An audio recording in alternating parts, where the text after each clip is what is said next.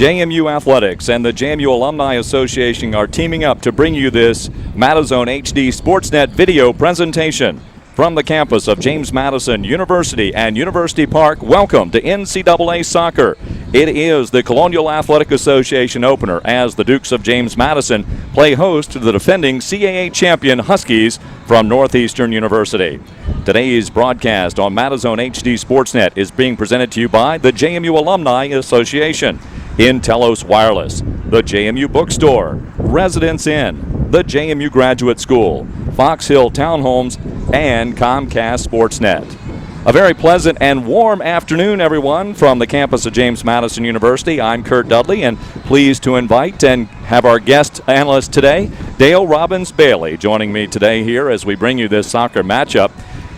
Ironically, the last time the JMU Dukes were on the soccer pitch in a Colonial match, it was against the Northeastern Huskies, and it was in the semifinals of the Colonial Athletic Association Championship Tournament on a very cold November night in Philadelphia.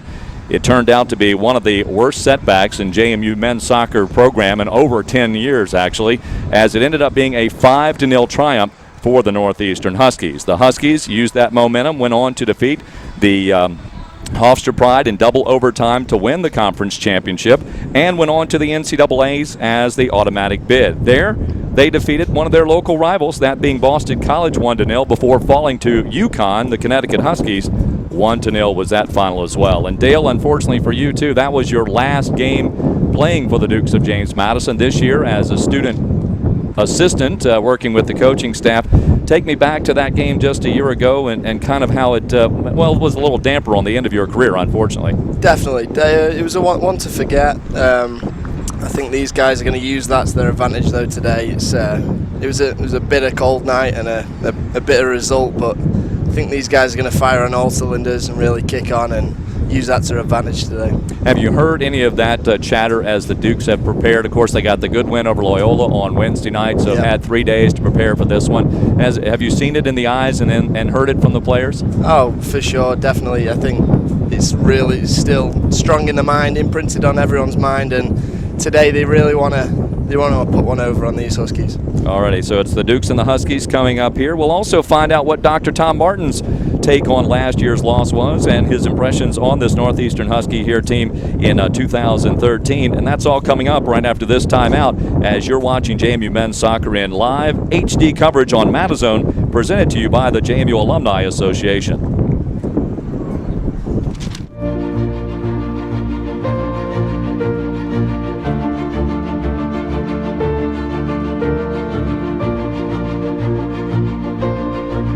Instead of asking yourself, where did those 4 years go? Think about where the next 40 will take you.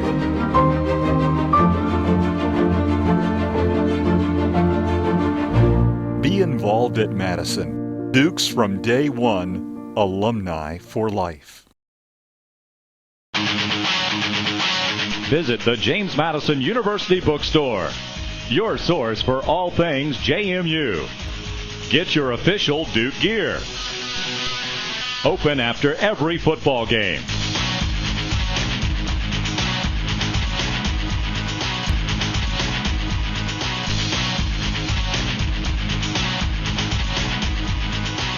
The JMU Bookstore. Support the team. Jim and John are both covered by the nation's best networks. Jim uses Telos Wireless. John does not. Jim saves money every month. John does not. And thanks to those savings, Jim has money left over for hula hoops, a little mood music, and access to the rooftop pool. John does not. Telos Wireless. The difference is savings. Switch now and get unlimited data, text, and talk for just $79.99. The Residence Inn by Marriott provides guests with plenty of room. Room to recharge, room to prepare, room to relax. Stay one night or as long as you like. The Residence Inn by Marriott provides each guest with amenities tailored to their individual needs. Spacious suites with all the comforts of home, because it's not just a room, it's a residence. JMU Dukes and the Northeastern Huskies about to do battle here in the CA opener for both teams. And just a little while ago, I was able to talk with the Dukes head coach of the men's soccer program here at Madison, Dr. Tom Martin, and let's check in with him on, first of all, last Wednesday's win over Loyola. Dr. Martin. Dr. Martin, before we talk about today's opponent, Northeastern, to open up conference play, let's go back to Wednesday. A good game in the sense that you got a 3-0 victory, getting some goals from 3 different fellas. Well, the hardest thing to do some days in soccer is scoring goals, and we knew that would be an issue for us this year. We'd be scoring goals hopefully by committee, and it's pretty much what's happened. But scoring goals is it's kind of a 3-part equation. You know, 1, you have to get yourself in the right position. 2, you have to be composed enough to finish the chance, and then you have to put it away. And fortunately for us, we got 3 very nice goals in that game and completed the equation each time. You've had to kind of scrap through the early portion, the non-conference of the schedule because of injuries and illnesses, and one of those illnesses has affected what you've done in goal. Billy Groban came up with a shutout the other day because, Kyle Martin, he's been out with an illness himself.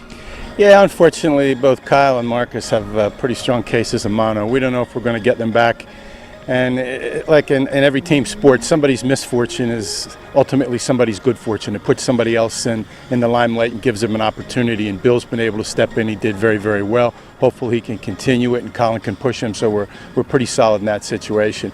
Marcus, his injury is unfortunate because he's a 5th-year senior. He's gone through some downtimes too. Hopefully we'll get him back.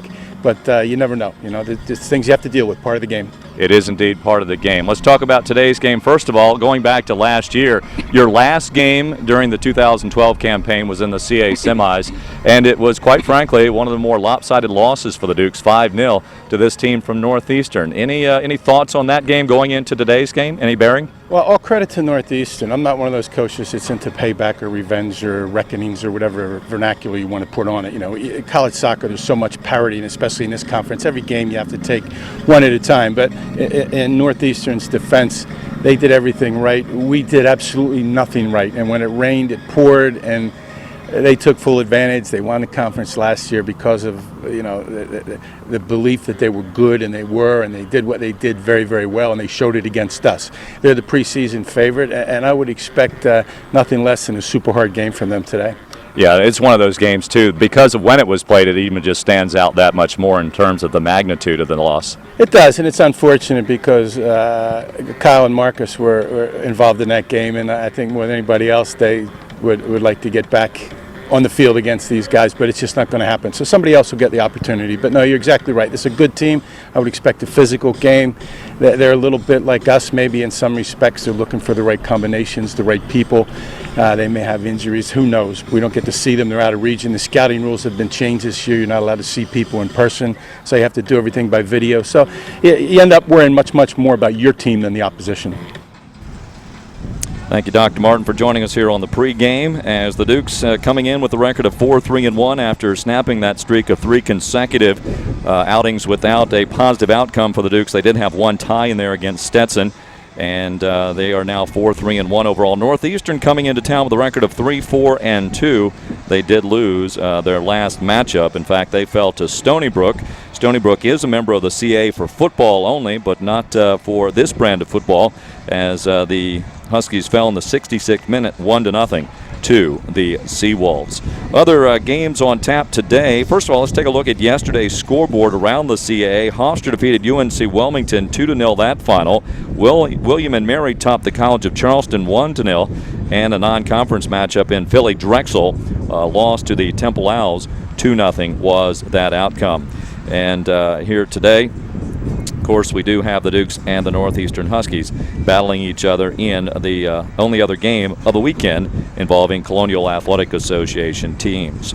Brian Ainscough is the head coach of the Northeastern Huskies, and he comes in. He's in his 9th season at the helm of this program from Brookline, Massachusetts, just a little to the west of Boston.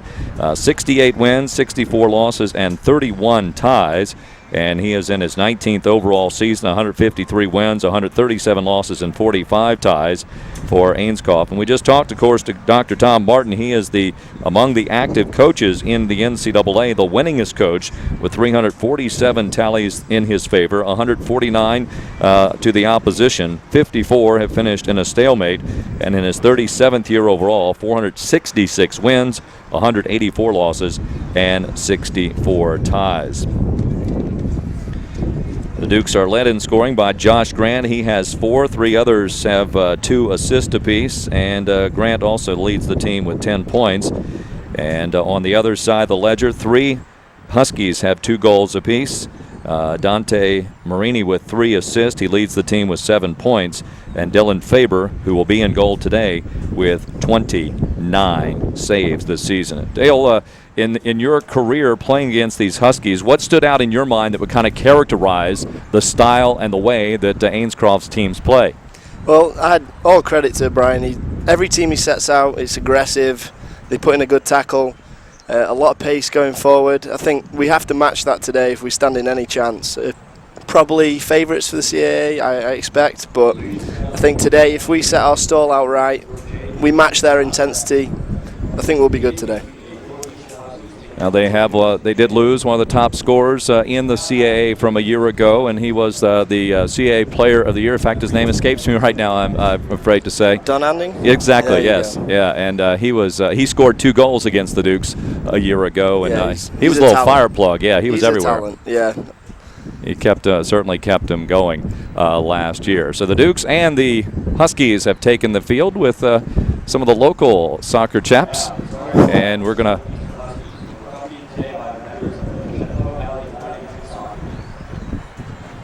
see if we're going to go with the starting lineups or the national anthem first.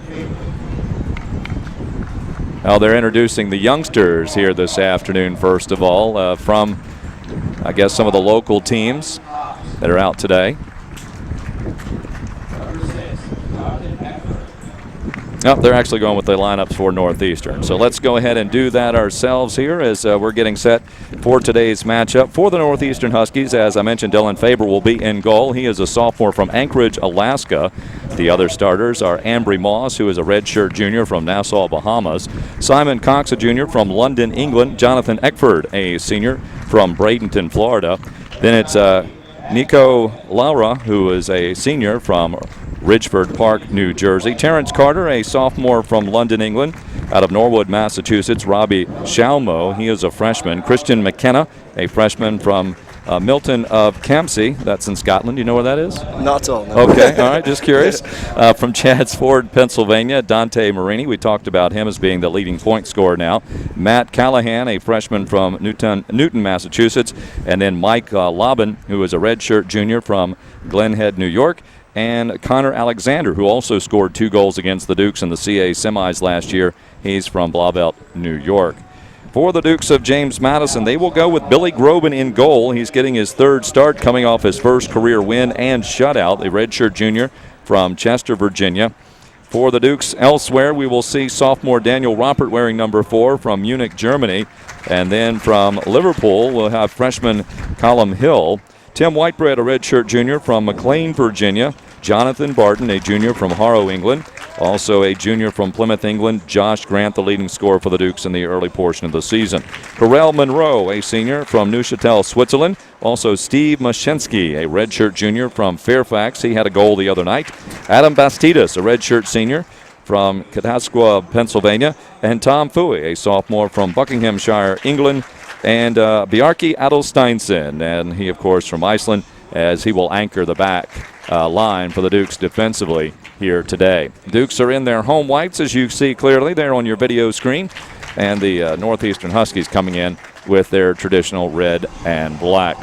A very warm day here today. Also, the wind is going to favor the team that's probably going to go to our from right to left as we show you this first half of action, as the wind is a little bit of a cross breeze, but any resistance will come into the faces of those running from left to right here in this first half of play. So we'll see how that plays out as well. Dale, taking that in consideration, you were down on the field for a pregame, but when you came up here, you thought it was much of a stiffer breeze up top. Did you have any feeling of it down below? Yeah, maybe a small tad, but I think if we keep the ball on the deck, make the ball do the work, I think the win we won't have to consider it today. And there you see the flags that are whipping around quite a bit here. The Drexel and Delaware and College of Charleston flags here at University Park.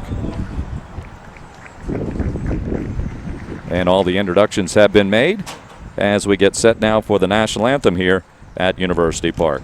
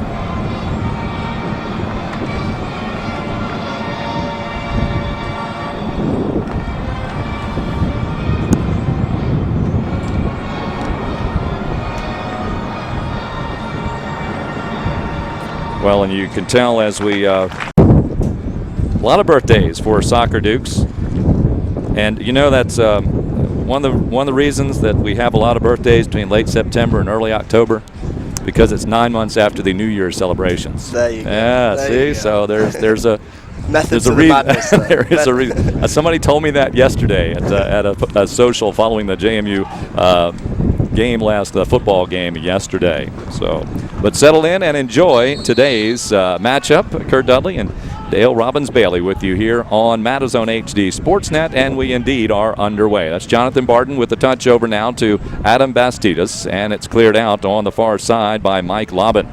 It'll be a throw out actually into the field for the Northeastern Huskies, right in front of the Husky bench. Again, the wind at the backs here in the first half of play for the Northeastern Huskies, and it may have aided on that throw in there. Here's Mashinsky, chips it over the top for Tom Fooey, and getting there before Fooey is Lobbin.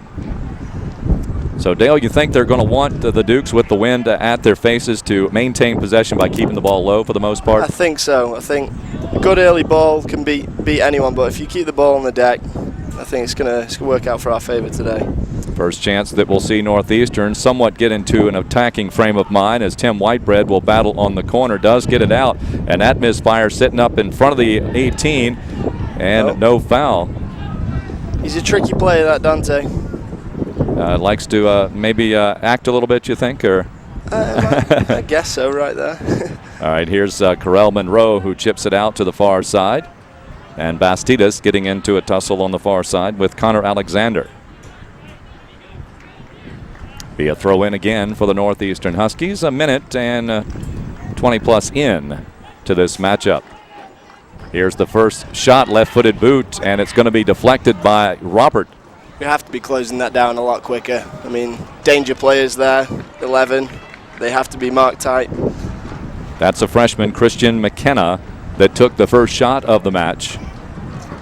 And Billy Groban will send it into the air. You see it hang up just a bit as he got some altitude on it, so you can tell how the wind might cut it down. He's still got some good distance on it nonetheless. Bjarki Adelsteinsen heads and then tumbles down. Here comes Monroe with the same situation.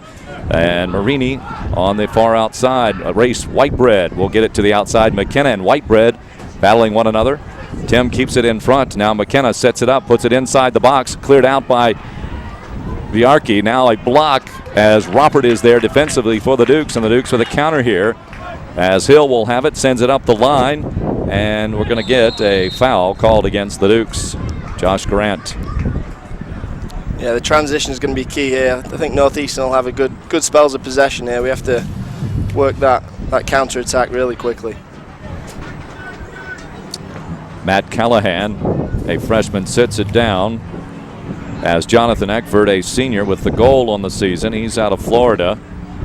Probably quite the climate condition adjustment for him from Bradenton to Boston. Maybe much the same as some of the English fellows coming here to Virginia, particularly in the spring. Open goal for Mashinsky. Put it away, yes. There we easily go. lay it in. Great start. So Mashinsky with back-to-back goals, or goals in back-to-back games, I should appropriately say. And let's take a look at the replay to see just how that did develop here. And it does so in just the 4th minute of play. He didn't give up on that. I think the Northeastern player was probably favourite there, and then Stephen just kept going, reaped the rewards. Well, it looked like Eckford played it forward instead of, or played it back rather. It was a mistake. Now, one of the things that happened to the Dukes last year in that 5-0 loss, there were some mistakes on the defensive end that led to some easy goals, and this one somewhat turning that way. So Mashinsky gets his 2nd goal of the season. They come to back-to-back tilts. And the counter for Northeastern, and it's going to be a quick counter as it is. And the header play, quickly back it comes, and this is Dante Marini. You told me just a few moments ago how he was a tricky player. Have to be picked up.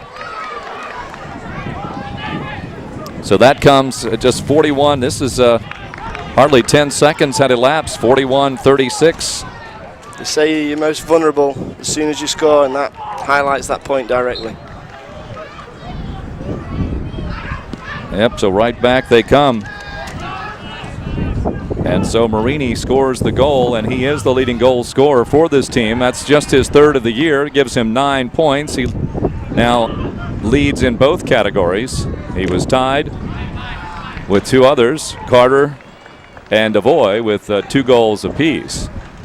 But we're quickly at 1-1. Header bounced back out by Josh Grant. I think you know there's going to be goals in this game. Great for the neutral, great for the fans, but we don't want to be conceding goals like that. Well, both teams, I guess, might have given up easy ones here to start things up. Monroe will have the toss in for JMU. Monroe working his way down the line. Got a couple of additional yards out of it.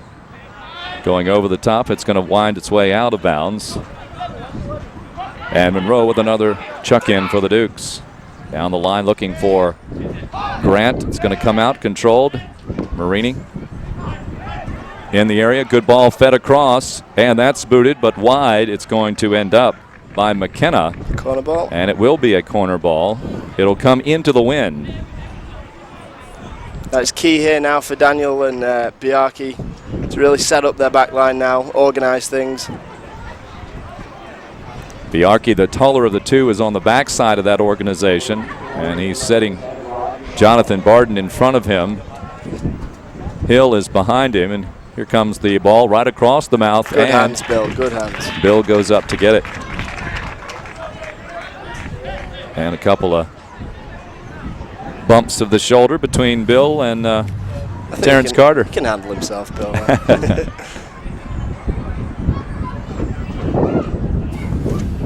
We into the 6th minute. We're already playing, and if you're just joining us, well, you've missed quite a bit of action already. 1-1 our score. Mashinsky with the goal for the Dukes. And Dante Marini with the score.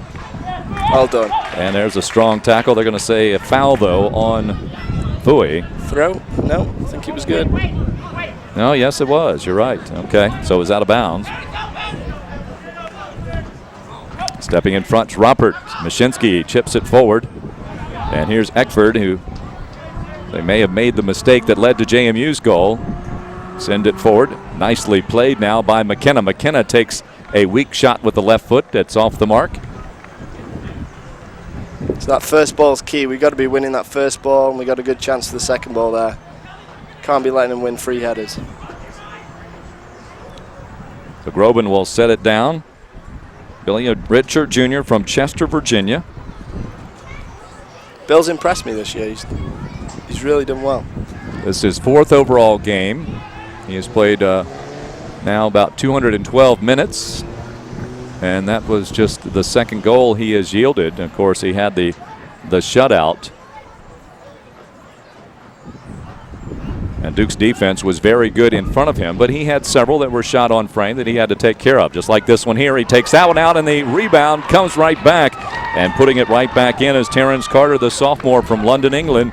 And it's 2-1 Northeastern. Again, not tight enough on Dante there, number 14. Had time and space to pick out a shot.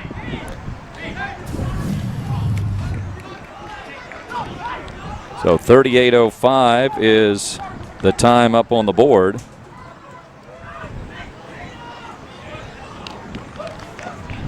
And it's Carter picking up his third score of the year. 2-1 Northeastern.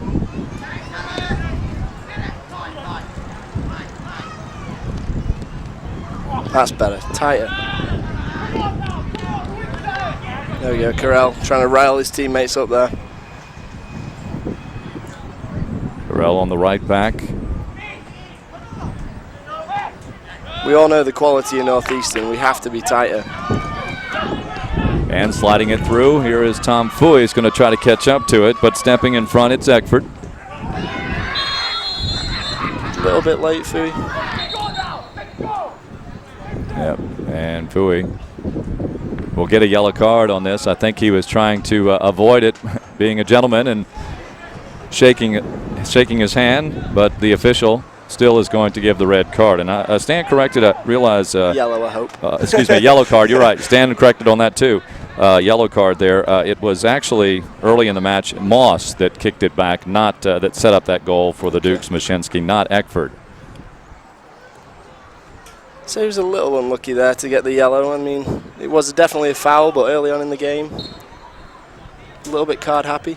Well, it looks, there have been, it's very spirited early on, so one way for the officials to possibly take control of what looks to be a pretty physical game is starting to develop. Here's another ball across the top. That's a great ball. Barden. And Hill will come out with it for the Dukes, keeps it on the ground. Grant tries to turn. Ball is picked away from him by Loban.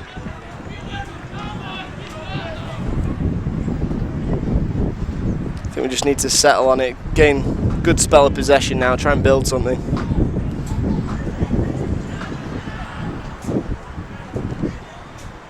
Whitebread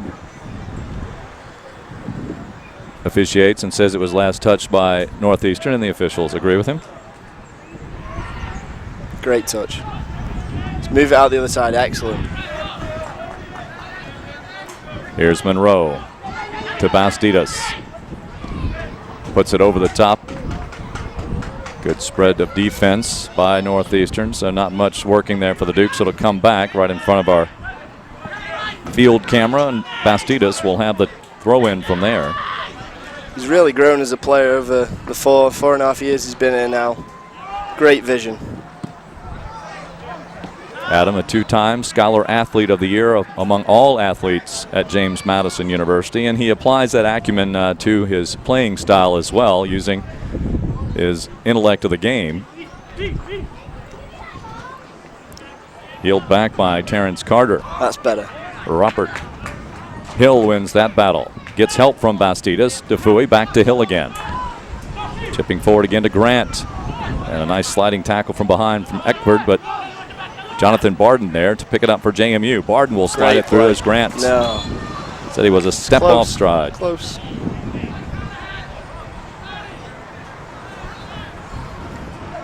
That's going to be key today. See if we can build off Josh, playing into his feet. We have to get men forward. With that one man up front, sometimes you can suffer from not having enough people going forward. I think Josh, different type of player from the likes of Paul. Doesn't really run at you, but lethal in the box.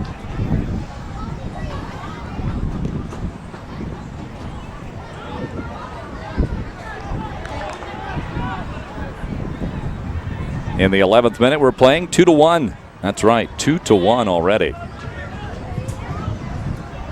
Well, there's something we can say about these two teams. When they get together, a lot of goals are scored. This one a little more balanced early than the last time. It's never a dull affair.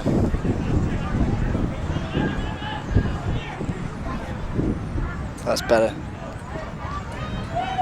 Fui finds his way all the way back to try to defend. Whitebread comes away with it now. He'll take it up the sideline as he has some room to maneuver. Fui has it deflect off. And Marini with it now. Marini. Play on, says the referee. Will he bring it back? No. And Bastidas will come up. He's got a lot of real estate. He'll look forward. He's got Grant coming into the motion. Good challenge. And that one won by Correll Monroe. Coming wide it is to Carter. Carter on the sideline, pinned in there. Roberts tries to step in. Now sliding it up underneath. Monroe will send it back. Robin up in the air. Bit of hang time on that. It's got snow on it. Yeah. Well, a lot of times that would probably be the case here this time of year, but it is unseasonably warm. If it were not for the breeze blowing at our backs today, it would be very toasty, in the 70s easily, upper 70s. We'll probably go from summer to winter like that, you know. Yeah, it definitely changes quick. Yeah, every time when you were playing, every time I'd start talking about the weather, I would get an email from somebody over in You England would. I'm giving me surprised the you weather. you haven't already. Well, she may have, but I have been occupied with some other things here just to make things, make sure things are rolling pretty good. Well, I've got to say, it's actually a birthday today. Oh, it is really? It is. Well, it is. Well, this is special. So happy birthday, Mother. I must confess that I didn't plan it that way, but I'm glad it worked out that way for her. Well. And I'm sorry that when she was here back in the last year, did not get a chance to meet her in person. But I'm sure there are a lot of family that are here today of the current Dukes. We've got a decent crowd today. From long distances. I believe the Boyd Reed's parents were going to be in from Canada, I think, this weekend. Well, they've seen some early goals. It's 2-1. Northeastern with the early advantage.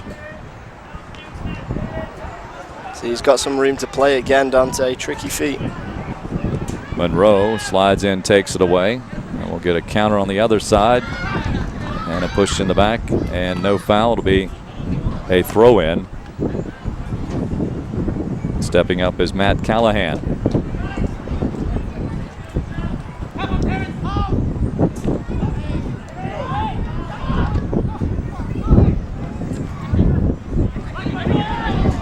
A little bit back and forth, no flow to the game just yet.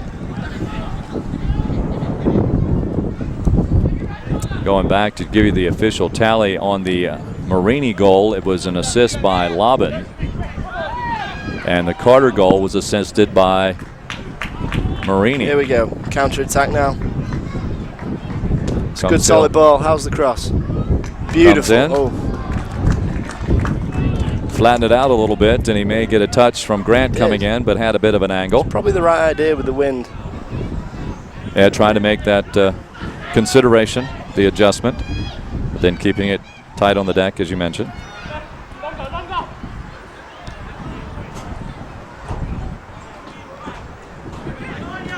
Here's Moss.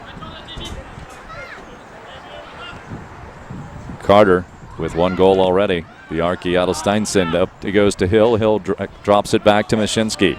He'll take it across the midfield stripe.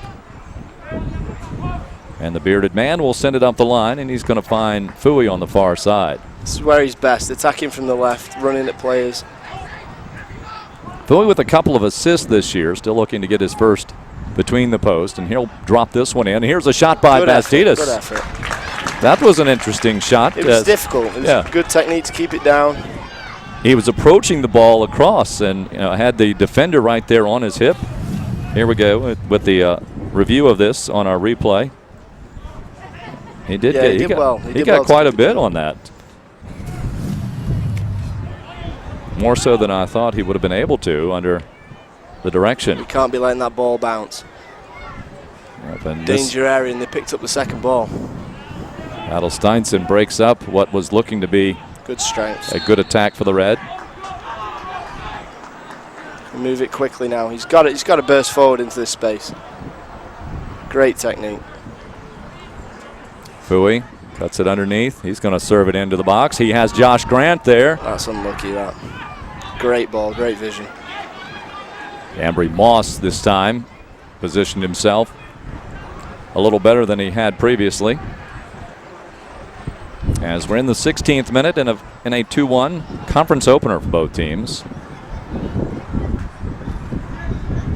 Quick throw in.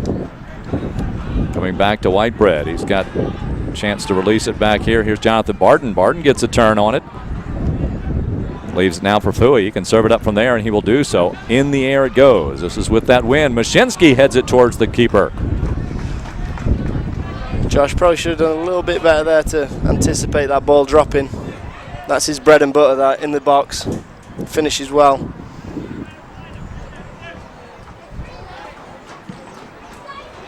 Punted away by Faber. See, difficult with that win there to judge. Just caught under it a little bit, Biaki.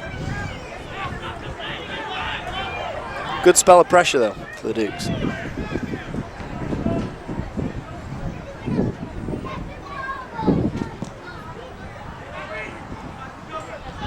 Groban again gets good distance despite the resistance of the wind, and Monroe from the head to the feet of Mashinsky. He goes down the line, gets good spin on it so that it stays inbounds for Grant to get an opportunity at it. We're going to get a corner. Nope, it'll be a keeper ball. Last touch by Grant.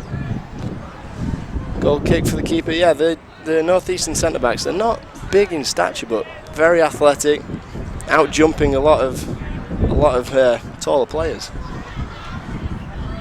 A lot of numbers early in this matchup. Northeastern with 5 shots to the Dukes 3 on goal. Northeastern has been accurate, 80% accuracy. In fact, 4 out of 5. The Dukes have been even more so. All 3 of their shots have been on frame. Both keepers with 2 saves. The Dukes have been whistled for 2 fouls, 1 for Northeastern. And only 1 corner thus far, and the Dukes have been whistled for 1 offside. That's over the first 17 minutes of the matchup.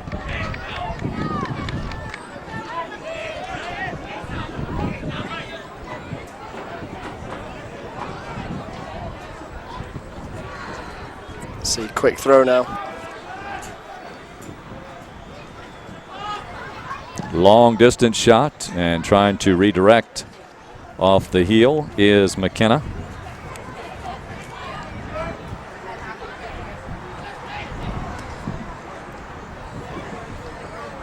This has been a very tight series. It's not a very old series. Northeastern joining the league back in 2005. Or 2000, it may have been actually 2004 as they actually played that season. So 04-05. And JMU has won 5. Northeastern has won 4. And twice the two have tied. But Northeastern, it's been a streaky set in the sense that JMU won 4 of the first 5.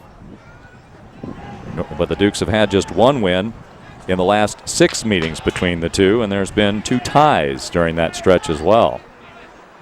Always been a fiery occasion. And last win for the Dukes, 2-0 here at home. That was over at the old facility. See, now we need players joining in. There's Josh on his own. We need all those 3 players into the box. Mashinsky gets in there. Bastidas does. And where Bastidas had vacated. Yeah. Oh. Need someone filling that vacant spot. Dukes might have been a bit impatient on that possession. It's promising signs, though. It's good.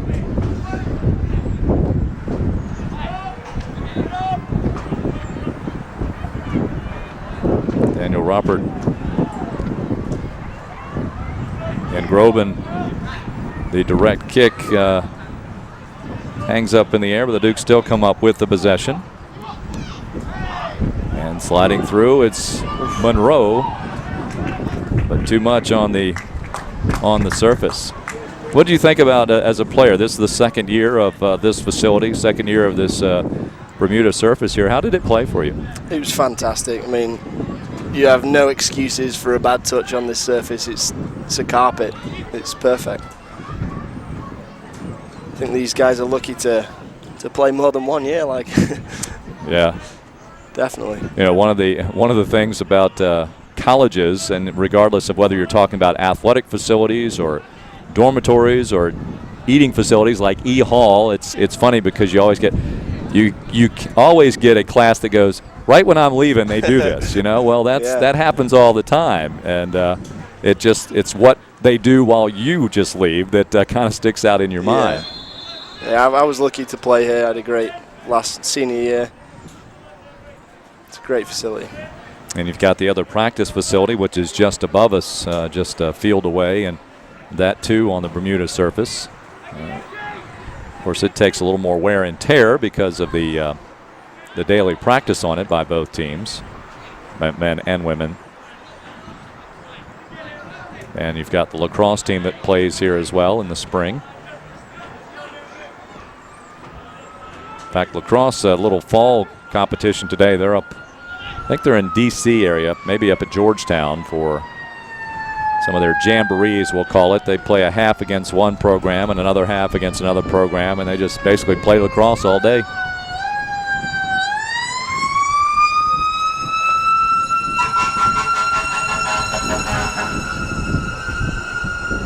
I don't think the fire department misses many home matches. I think, we hear that every week. I think so. I think when I was a freshman, I thought Harrisonburg was the crime capital of the U.S. With all of the sirens every night. Well, fortunately, it was I guess it was fire trucks and not police in that case. So it's a great ball off.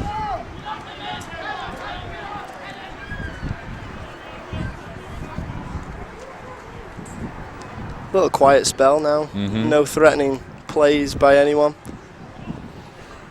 Both teams got the early attack and the early goals, and Northeastern putting on a good amount of the pressure for a stretch even after the second goal. But I think it's safe to say we're not over for chances this game. I think we'll have a few more before the half. You'll probably see it in burst. Northeastern with 6 shots now, JMU with 3. 1 save for Groban and 2 saves for Faber. Okay, a change here in the midst. Yep, got Jamal Umar is standing on the sideline for Add a bit JMU. of pace down the right. Robert. There we go. See, now we have to join in. The huge gap in the midfield now.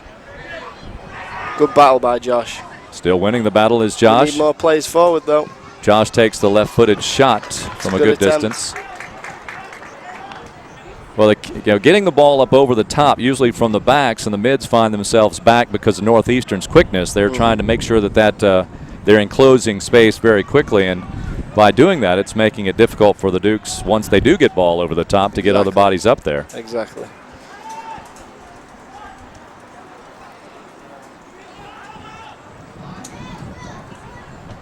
He's found himself in the pocket again, Dante. Leaves it forward, and Monroe running Carter off the ball so Groban could collect it without a shot. He's got himself some time here now, Adam. To Grant. Adam will circle up underneath him. Coming wide now, Mashinsky puts it over the top. Fui was there. Difficult, unlucky.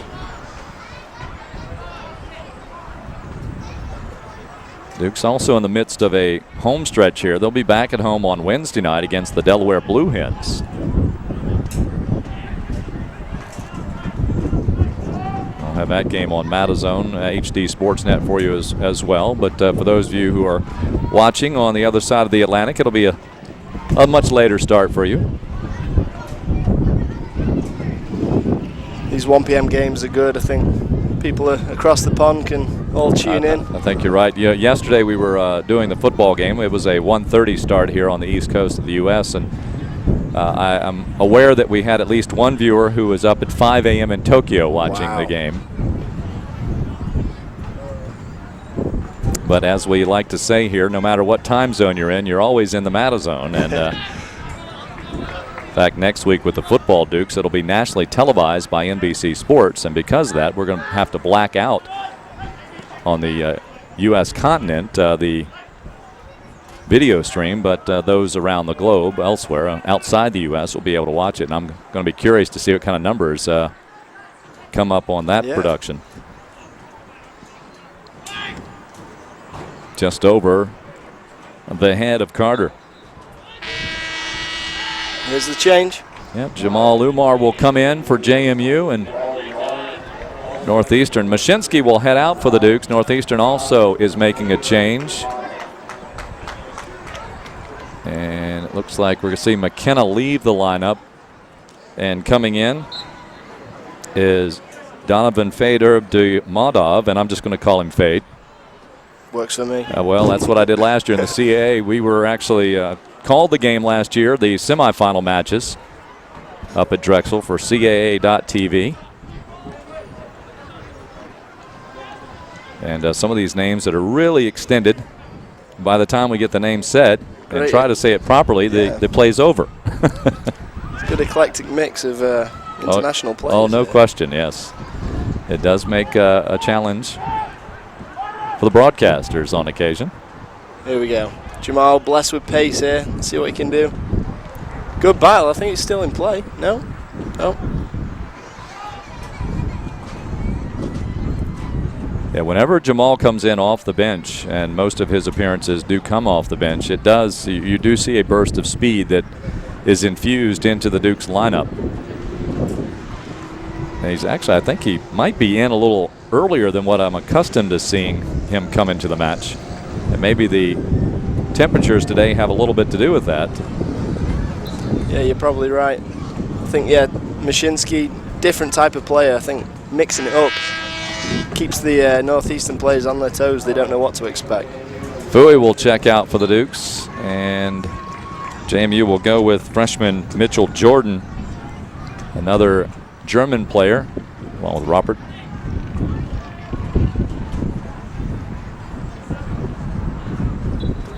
Bastidas must have been right out of play there. Tried to keep the ball alive for the Dukes' possession.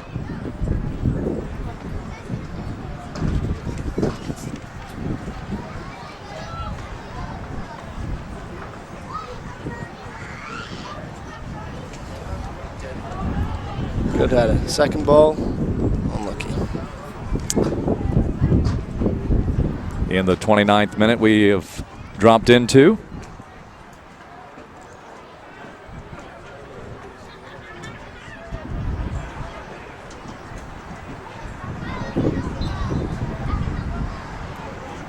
Long throw coming up, I think. Yeah.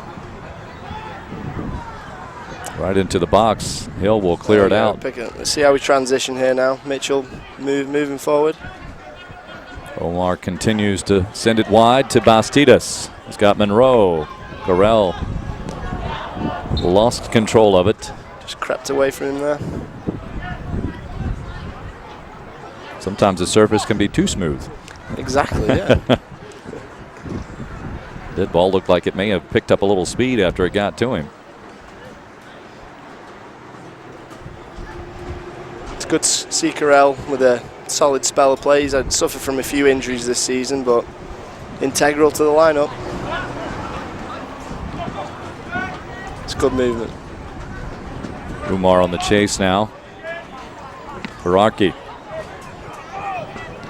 He anticipated Daniel to take over for there. Daniel does eventually, and now headed back and out of bounds as Ambry Moss puts the header on it.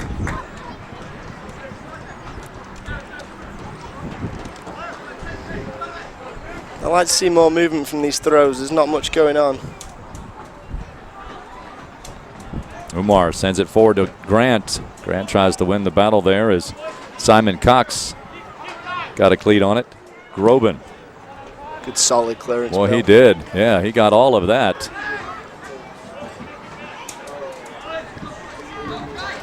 Just a shame we can't capitalize on those second balls at the moment. Callahan sends it up the line to Carter. Monroe, sliding tackle, sends it out of bounds to break up the progress.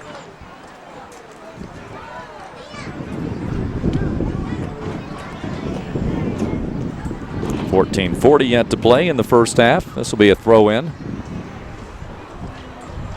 Callahan will do so. Into the box there at the top of the 6th. It's Adelsteinson, Grant,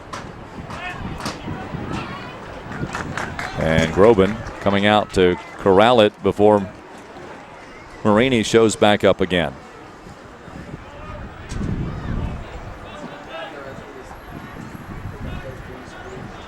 Northeastern not really threatened as much since their first couple of chances now. I think the Dukes can take some positives from that.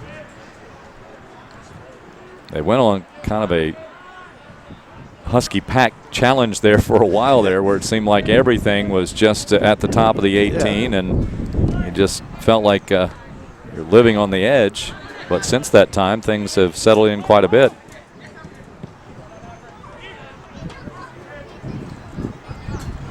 I think it's key to get Barden and Callum getting on the ball, try and knock a few passes together, string some possession. It's a good ball though. And Grant tries to keep it in play there inside the box. This ball will come down and then chipped out of bounds on the far side. Dukes will get a throw in with just over 13 minutes remaining in the first half. 2-1 Northeastern. Pair of goals scored in the 4th minute. One by each team. Mashinsky accounting for the Dukes. And then in the 9th minute, Terrence Carter gave Northeastern the 1-0 advantage. Or excuse me, a 2-1 advantage. Great ball, back post. Difficult again with the wind. He was free though. Good ball by Carell.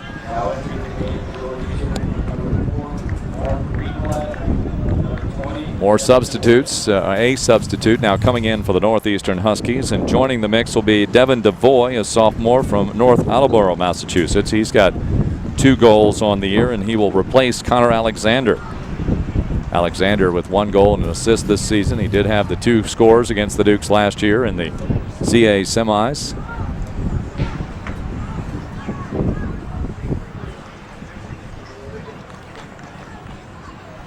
Do want to wish, I know Kyle Morton had been up at least Wednesday, got a message from him that he was at home.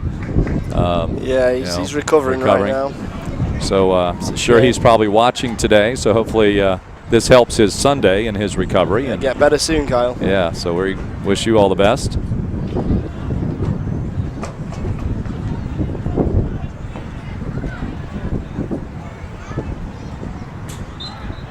Double substitution now for the Dukes.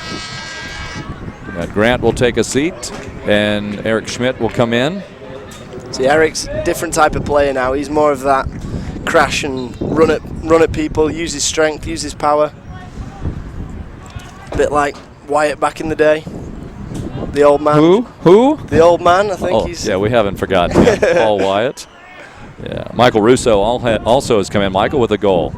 His first, coming in the 3-0 win over Loyola here Wednesday evening.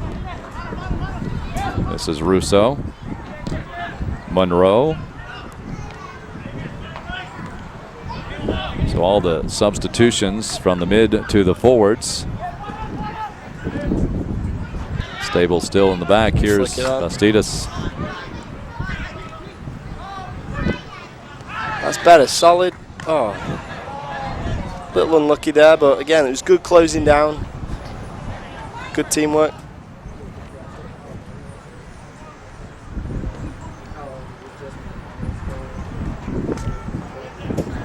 See, probably as we move into halftime, we'll probably look to be a little bit more direct. I think Coach Martin will look to use Jamal's pace, use Eric's pace, try and get in behind a bit more. It's always the difference when you bring off Grant. He likes it into feet. Whitebread with a slide as Fade has it. Corner ball. It will be. Have not seen many of those. In fact, that's only the second one. Both of them for Northeastern, both from that corner.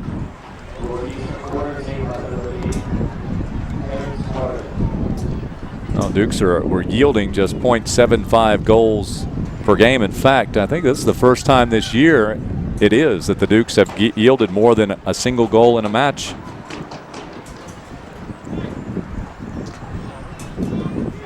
come to the near post, easily cleared out by Whitebread. We'll do it again. Same again. Not the best of crosses. You got to beat that first man.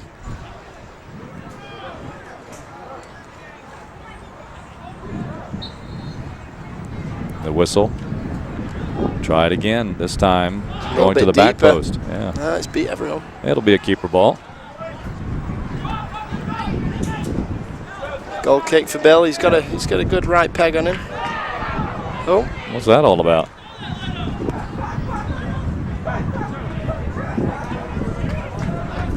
It's always entertaining with Carell Monroe. I didn't see the whole situation, but all of a sudden one of the Northeastern players went tumbling down. A little bit of acting.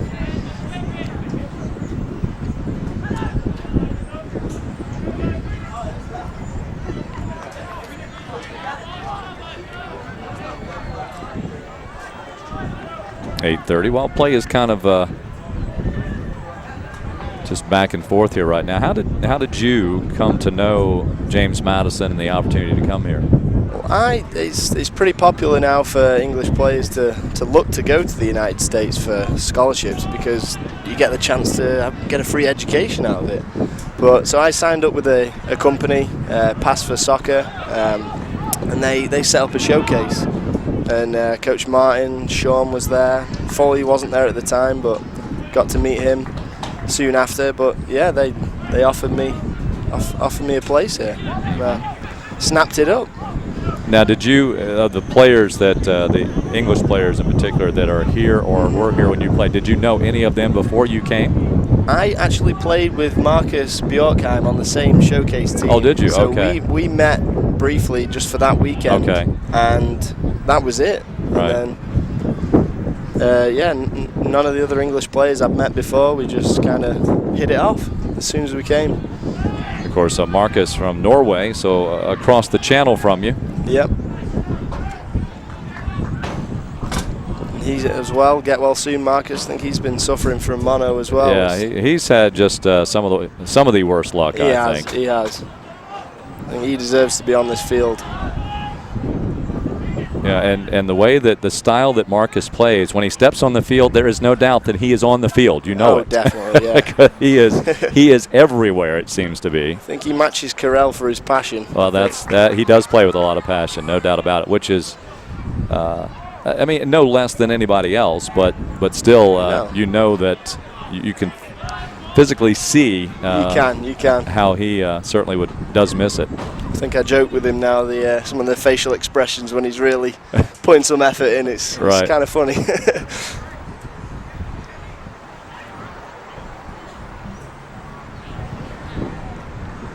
See if we can win this first ball, second ball, and push forward now.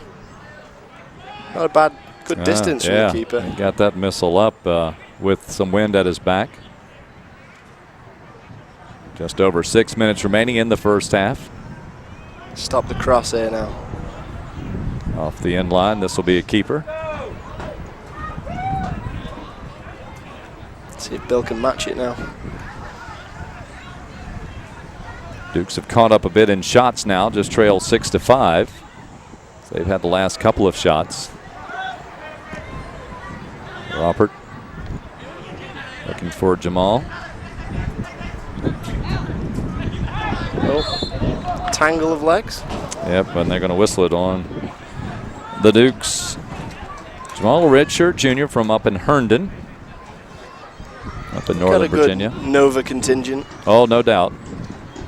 Some good talent there.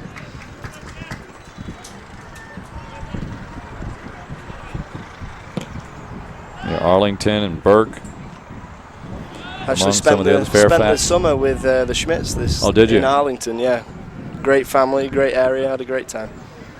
Yeah, Arlington, you're just across the river from D.C. Did you frequent D.C. quite a bit? I did, yeah. I was working an internship there, so I was Capitol Hill, back and forward every day. My daughter just bought a condo, a studio condo, up there near DuPont Square. Okay. So yeah, she likes the area quite a bit. I have not had a chance to see it. She just recently moved. Of course, when I get to about August 15th, I'm kind of JMU 24/7. Yeah. Good tackle. Yeah. Great tackle. Northeastern, a little bit of possession here. Threatening a few many times.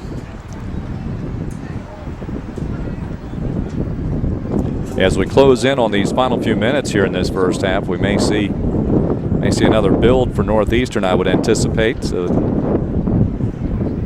just by the style that they play. And they're going to get their first corner from the right of Groban, so he'll have to turn the other way. And again, it's Carter to start. Goes to the back post again, and Umar gets some height on it.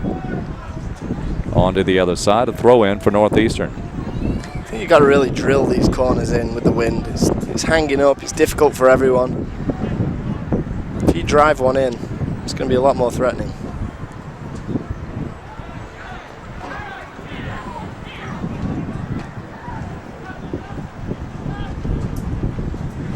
There's a long shot looking for the wind to maybe change the direction of that suddenly.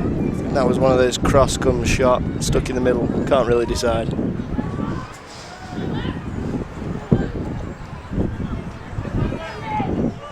Robert.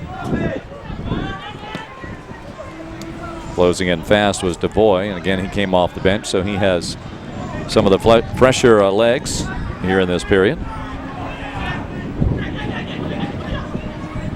There's Schmidt. Monroe back to Umar. Can we get a serve? Looking to turn. Does a nice job with the body, protect the ball.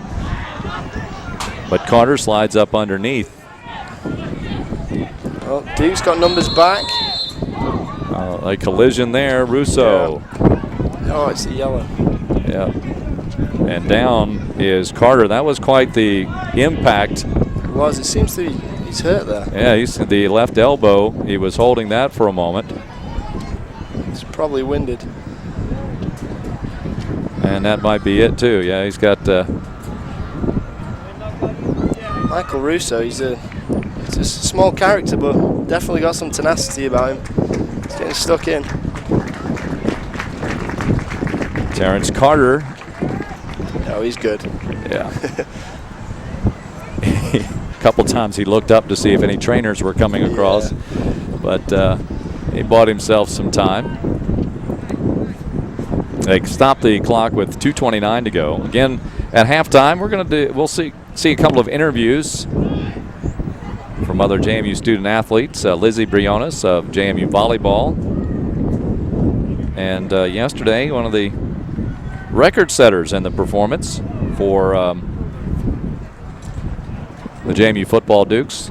Daniel Brown had 3 touchdown receptions in the 40-13 win over Albany, and that tied a single game record, only the 3rd Duke to ever do so. There's this dangerous here, chipped up. Monroe was there just in case he had to play defender across the mouth of the goal.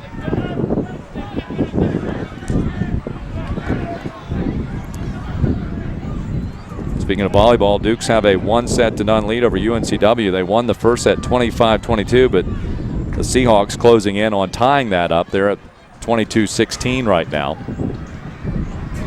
Briones already in double-figure kills. She has 10. That's who Tracy Smith is going to chat with. And then I'll have a conversation with Daniel Brown, and we'll also invite you to join us a bit. Give us your email, or send us an email here to Madizone, M-A-D-I-Z-O-N-E, at jmu.edu. That's M-A-D-I-Z-O-N-E. We'll put that graphic up there for you to easily see as well. Always enjoy hearing where folks are watching from. You know, if you're a Robbins Bailey fan, well, certainly do write us. As he's making his Madizone debut here today. He has made his debut as a player. This is his first as an analyst and commentator with us. Here we go. And that will be a foul. This is going to be... We got a good chance here now, just before the half. Good run by Jamal. He's always threatening. Got 28 seconds here. Gotta move this quick. Crawford and Bastidas, they're going to stop the clock. They got to get the other ball out of the way. Now, if I was them, I'd try and drill this across the 6-yard box. I think Schmidt crashing, Barden, we got to get something on it. Well, that ball back there, really no consequence to it, but they did stop the clock with 20:03 in it, repositioning that wall, as tiny as it is. Crawford with a direct goal the other day, takes the shot, goes through the two. Debatable handball, though. It was, yes. Looked like it may have been. Monroe sends it back through again. Right idea, though. Probably all we have for you in this half of play. As all the scoring occurred, well, just less than 7 minutes in, or 9 minutes in, I should say, as the Dukes get the opening goal from Steven Mashinsky, but then right back on a header goal by Dante Marini less than 15 seconds later. I'll get the official count on it here in just a moment. And then to take the 2-1 lead, Terrence Carter with the goal that came in the 9th minute of play. To make that the 8th minute. And we are at halftime, 2-1 JMU trailing the Northeastern Huskies. We'll be back with our halftime presented to you by University Outpost as you're watching JMU Men's Soccer here in HD Live on Matazone, presented to you by the JMU Alumni Association.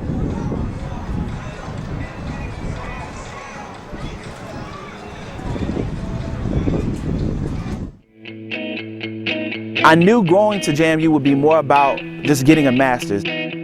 I just knew that it was the place for me. I feel as though that I'm a part of the institution. You will never meet a stranger. Everyone is always willing to help you out and to help you through your graduate experience here at James Madison University. The graduate school here is a great choice. The education that you receive is top-notch. It's one of the best in the country. And from here, everything is possible.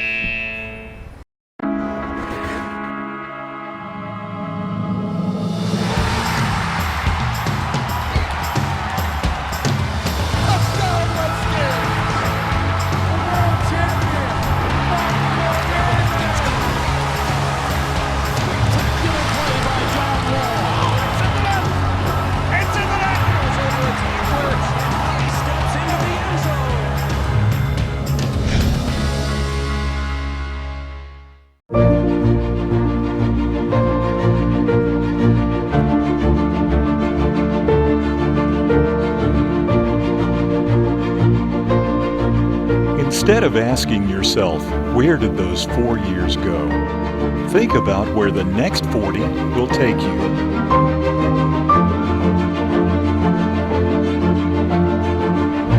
Be involved at Madison. Dukes from day one, alumni for life. Welcome back to University Park on a windy, warm October day here in the Shenandoah Valley. Kurt Dudley, Dale Robbins-Bailey joining you here today, and the Dukes down 2-1 here at halftime. JMU volleyball Dukes are playing this afternoon. They're over at Godwin Hall, and right now they're tied at 1 set apiece. The Dukes and the Seahawks of UNCW, and in that one the Dukes took the early lead 25-22 to take set 1, but the Seahawks have tied it up 25-18. Lizzie Briones has 10 kills, 1 error, and is hitting .474 through the first 2 sets of this matchup, as Duke's looking to up their CA record to 2-1. And earlier this week we chatted, as did Tracy Smith, with the Dukes Jr., who has been, well, she's kind of a round-the-globe type individual. Well, more with that, as here's Tracy. Tracy? My name is Tracy Smith, and I'm here with junior volleyball player Lizzie Briones. Now, Lizzie, what do you think is key to this team in winning your next CAA match? I really think that our key to winning is being disciplined. We still have a very young team, and we really have to work on being in the correct spots, always hustling and being after balls. And discipline's really big for us because we get a little frantic sometimes. So just keeping calm and just knowing that we can do it, and just being the powerhouse that we are. What do you think are the strengths that this team has? We have a lot of bigger girls this year, especially on the front row. So we have a bigger block, and we're not really used to that. So I think blocking and hitting is going to be a big thing for us. Whereas the years before, we were really scrappy and good on defense. So that's nice. Now, blocks are one of your strengths. What do you think is key to you when you're going up on the court? Disciplined hands. So it's kind of the same thing, just going up and not reaching for the ball, just trying to take up as much court as I can and just smothering the ball so that I can help the defense behind me. How would you describe this team off the volleyball court? We're definitely a family. We have so much fun together. We're with each other 24/7. You know, I've seen other teams where they're only on the court together and then they go home and they have other friends. But when we go home, we all were like, hey, what are you doing? Like, let's hang out some more. So we just never leave each other. All right. Now, what is something interesting about you that most people want to know? About me? Well, I am Mexican, so that's not a very common mix. My mom is Korean and my dad is Hispanic. So my family actually lives in Harrisonburg now. They moved here from Milwaukee last summer, so they're townies. I'm a townie technically now, so they come to all the games. It's family weekend here at JMU with Lizzie Briones. I'm Tracy Smith for Matazone HD Sportsnet. Thank you very much, Tracy, and also thanks to Lizzie Briones. Again, the Dukes tied 1-1 against UNCW at the moment over at Godwin Hall. We're 2-1 Northeastern with the upper hand right now on the Dukes of JMU here in JMU men's soccer, and may get some other scores for you from around other action this afternoon for the JMU athletics program. Yesterday, the football Dukes picked up their 4th overall win, got their first conference win in 2 tries, so now 1-1 in the league. 40-13 before a sold-out, more than sold-out crowd at Bridgeport Stadium and Zane Choker Field, the second largest crowd ever at that facility, 25,200 plus. And they witnessed the Dukes beat Albany, the University of Albany Great Danes. 40-13 was the final in that game. Daniel Brown, who has emerged as the top receiver for the Dukes, he hauled in 5 receptions.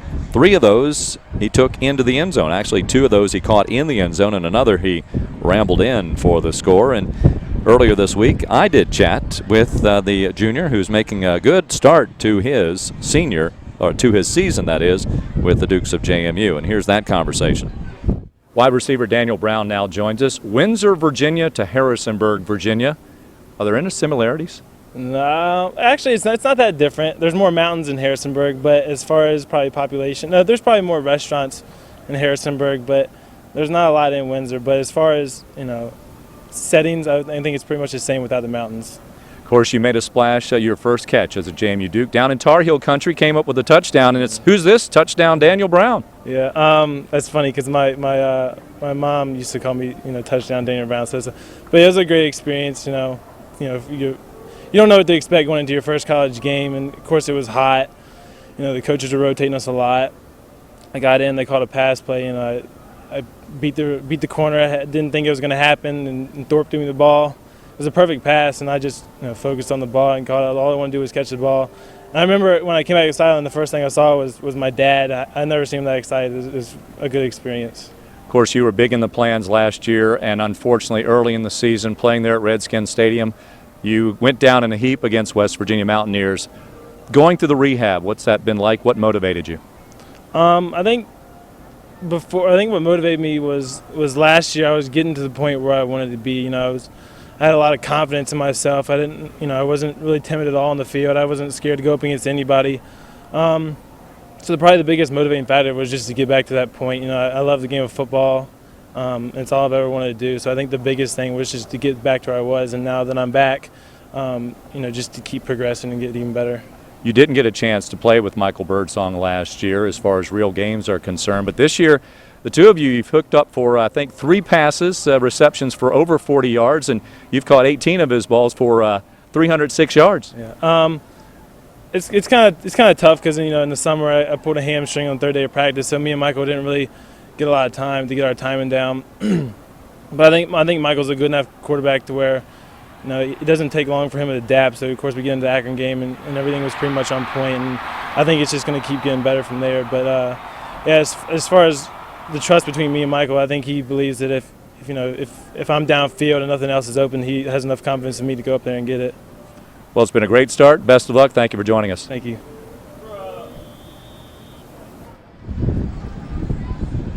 Daniel Brown, the Dukes of James Madison football program. Coming up this week on Matazone, we'll have men's soccer for you on Wednesday night, the Dukes and the Delaware Blue Hens. And pregame coverage there will begin at 6:45. Next Saturday, football against the Richmond Spiders. Again, it'll be blacked out in the continental United States, as NBC Sports will be covering it on a national basis. So we will be blacked out on Madison, but if you're outside the United States, want to watch the JMU football Dukes, you can do so. We will still have that. And the volleyball Dukes next Sunday, that's where we'll be over at Godwin Hall next week from this time, as JMU will be hosting the Blue Hens of the University of Delaware. Next Friday night, it's the scholarship auction, the Duke Club scholarship auction. It begins at 6:30, and the opportunity to bid on autographed items and one-of-a-kind JMU merchandise. You can reserve your spot. It's a very pleasant evening. Visit jmusports.com/auction or call 568-DUKE. That's 568-DUKE. And again, that's the scholarship auction. It's going to take place in the Stadium Club Room at Bridgeforth Stadium. Again, it begins at 6:30. And if you love hearing about JMU, subscribe to Madison Update. It's an email newsletter, an e-newsletter of the JMU Alumni Association. Madison Update provides monthly news covering events and programs on campus and features of alumni and university success. Subscribe to Madison Update. Do so. Visit jmu.edu/alumni. 2-1, here is our score. Northeastern leading the Dukes of James Madison. We'll be back with more after this timeout. It's JMU Men's Soccer Today in HD Live on Madison, presented by the JMU Alumni Association. Jim and John are both covered by the nation's best networks. Jim uses Entelos Wireless. John does not. Jim saves money every month. John does not. And thanks to those savings, Jim has money left over for hula hoops, a little mood music, and access to the rooftop pool. John does not.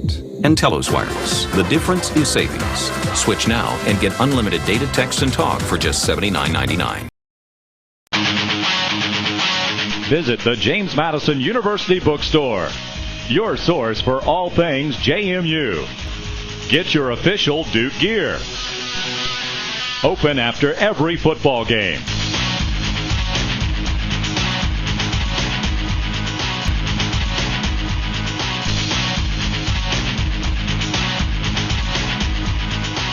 The JMU Bookstore. Support the team. 2-1 our score here at University Park. Kurt Dudley and Dale Robbins Bailey, as we get set for the second half to soon get started here, as the youngsters had a little time to play out on the pitch here between periods. And here's the first goal of the evening. That was Stephen Mashinsky as he slides it in, 3:07 into the game. And that was goal number 2 on the season and number 2 on the week for Mashinsky, as the Dukes come in to celebrate. But it was quickly a counter. Actually, it was just 48 seconds later. I was thinking it was a lot sooner than that, but great header ball in.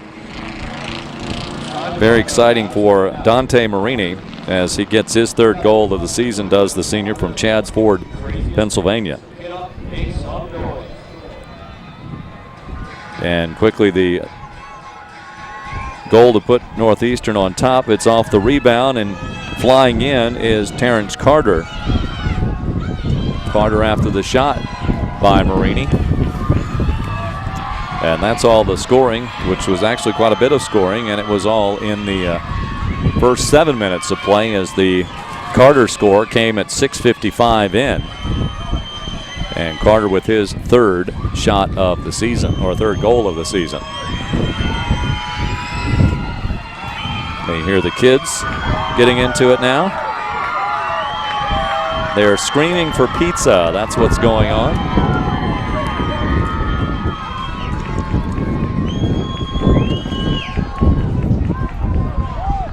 And some youngster, actually,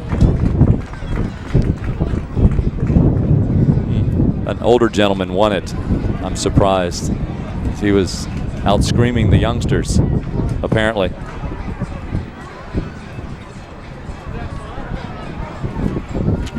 Well, Dale, we did get a few emails. Oops, you know what? I need to turn your volume. There you go. Are you still there? I'm there. There you go. And of course, the first one that came in, I'm going to let you read it. You see the title here. Oh, wow. Okay. So, and this is Paul Wyatt, of course. We talked about Paul that played for the Dukes last year, his senior year. And he says that he's been able to comprehend every word Mr. Robbins Bailey's first half broadcast. No need for subtitles quite yet, as he was giving you grief over your northern English accent, I guess. I wouldn't be able to, if the two of you stood here, I wouldn't be able to say you're north or you're south, I don't think. I think I've dialed it down over the years. Have you? Okay. Yeah. Well, being here in the U.S. and in Virginia, it probably slowed it down a little bit. You know, if you were in Texas like Coach Mickey Matthews of football, you would have slowed it down that much more. He does agree with you on many topics here. He thinks the offense is the best form of defense sometimes, and that the Dukes need to take initiative as the home team and put some more pressure on the Northeastern players at the back. And then Josh needs more bodies around him to start working, exactly. And that's what you were saying. You know, he's very isolated, and again. You know, that isolation somewhat occurring when the Dukes are taking the ball over the top and in the air. Also, Paul says, happy birthday to your mom. Okay. Excellent. Yeah, keep up the good work on the commentary, Roomy, and hoping another twist in this one. So he also says, I think we're in store for something interesting. Okay, good. Let's see what, whoops, I got too far ahead of myself there. I may have to relog in. No, I didn't. Let's see here. Here's another one. Oh my gosh, the accent is so cute. Just let him talk for the rest of the game. Your number one Dale Robbins Bailey fan. All right. Sometimes, I don't know about this, sometimes these emails seem to come in a lot later than what they seem to get bogged down here a bit. Mike Pryor, who did the games with me all of last year, he is watching here today. He says, well done, the guest analyst. He's a huge Robbins Bailey fan. He's a good lad, Mike. That's right. He's a good lad. Hope your mom is watching and giving us a weather update. So he's expecting the weather there. Let's see here. Who else have we heard from? Tommy Larson's watching. He's watching the NFL on the TV and the JMU Dukes on his iPad this afternoon. Tommy, a big fan of Matazone. He writes about every time we're on the air here. And also Michael Brown watching from New Hampshire. Have the Patriots on TV and the Dukes on the laptop, keeping up the great job down there. Thank you, guys. That's Mike Brown from Londonderry, New Hampshire. So, see, we've got some from up in New England and Old England as well. You know, watching it right here in Harrisonburg also. So thanks for the emails that are sent in here to Matazone this afternoon. Well, I got a sneak peek of the locker room just then. Okay, good. And it's nice to have, you know, a mole every once in a while. What'd you hear? No words were minced. It was just we have to kick on here now, and a lot of things that we were talking about were mentioned. Closing people down. I think Dante Marini, 14. Too much time, too much space. I think we've done our homework on him. We know how good he is on the ball. Not enough was done to close him down. And again, transition. We need to get more men forward. I just think the overall desire needs to just step it up a notch. We'll get back in this game.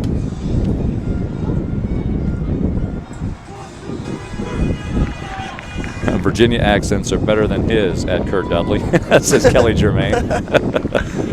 All right. Kelly watching too. She sent a tweet out to us. So I'm sorry I missed Kelly. Kelly and a lot of the most recent alums of the women's soccer team were here last weekend. But I was on the road, didn't get home from the Delaware football game, which was a 7 o'clock start until 3:30 in the morning. And of course, on the road, so didn't have a chance to come on over and see them. But I'm sure we'll see Kelly before too long. They live up in Northern Virginia, so a short drive here to Harrisonburg. 2-1 our scores. We get set for the second half of action here, and we are indeed underway. This half, a reminder, the Dukes will have the win to their back, and we'll see how that plays in. I think Mike Whitaker's come on for Carell, the right back. Yep, you do have Whitaker. Whitaker came off the bench here against Loyola on Wednesday, and Mike will be working that right side, so he'll be to the right of Robert. And Whitebread on this side. And Bariarki pushed a little forward there. Grant coming back to make sure that nothing was able to build for. Oh, that was late. That was late. That was a tough hit. I'd expect to go in the book, maybe. No. And that is. I'd expect that to be a booking. We've had two early challenges early on in the game that were straight yellows. This is Connor Alexander, and he will get a yellow card. So here we'll see it again on our replay. Yeah, that was clearly, oh man, that was some whiplash action. Yes. Bjarke. I think the Viking will be fine though. He's a tough. I tell you, tough cookie. It's probably a good thing it's warm today, because if he had Viking weather and it would be cool, that neck might have not been quite as limber as it was there. But yeah, he got a little whiplash with that hit, and now exchange of. Well, that's set the tone for this half now. I think there's going to be a few more challenges like that flying in. Headed into the win, and Robert is not going to toy with it in the back. He's going to send it forward once again. And that ball coming off like a super ball off some of these foreheads. And Dukes have a good build up. Here's Mashinsky, sends it over to Fooey. Fooey laying it up in there is Whitaker looking for the Josh feet. Is on there. Let's get it. And the shot by Mashinsky, looking for his second goal of the day, third of the week. And very good try for the Dukes. You know, that was determination from Josh there. He wasn't favourite to win that ball, and he knocks it down to Stephen. You know, and all that started because Robert did not settle the ball there and just put it right back into play. Here's a nice little chip. Here we go. Just making traffic was Simon Cox without a blinker that time, and it goes across. And positive stuff. Yep, good stuff, as you mentioned. And the Dukes taking to heart what the coaching staff employed to them there during halftime.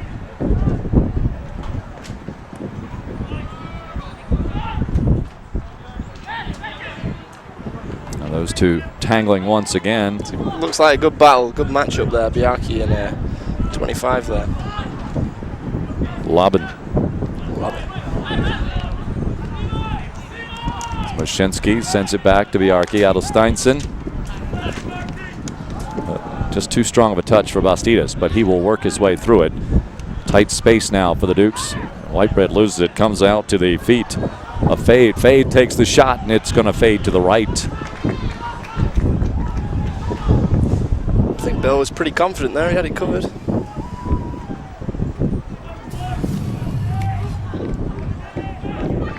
Fade Herb de Modave out of Johannesburg, South Africa. With the goal and 2 assists. He also scored. It's a great touch in the semis. Bastidas settles and gets the run from Barden. He's got Mashinsky. He's got a good line there. Yeah, Dukes had. They were not isolating Grant so much that time. They had some bodies there. Oh, you're right. Should have done better though. Sometimes it's easier to see from up here than it is from down there as to where everybody is. Exactly. Sure you had that experience as a player. Nicely done, a collision of knees. And that's very painful. Oh, and a little push at the end. And he wants to be careful now. That is Whitaker getting the shove from Carter after Carter gets the yellow, and that more incidental clash of knees. There you go, the Northeastern coach telling Carter to calm down. He's on borrowed time. Well, here's the play again from the far angle, and down in a heap go both players. It was a knee for the Duke and the shin.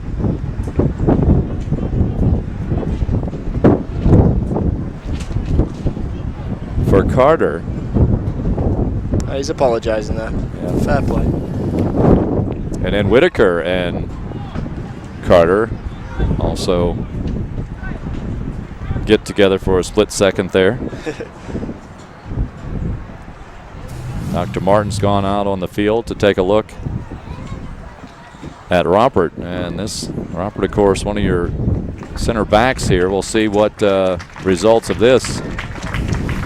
Hopefully he'll walk it off and it looked from here, of course. Now it's a good distance from where we can see it, and even our camera work was not right on top of it, just simply from where it happened on the field of play. But it looked like, there are certain things when you hit a toe or you hit your knee or you hit your shin, it just hurts like the dickens, and in short time it it's all said and done. Let it surpass. I think dead leg's the worst. Hopefully he's not got one of those. Hopefully it's just a clash of knees. Yeah. They might be bringing Carter off now, I think. Yeah, Carter has left the game. Don't want to risk a second yellow. All right, so the Dukes will have it. And punting it Good forward. strength.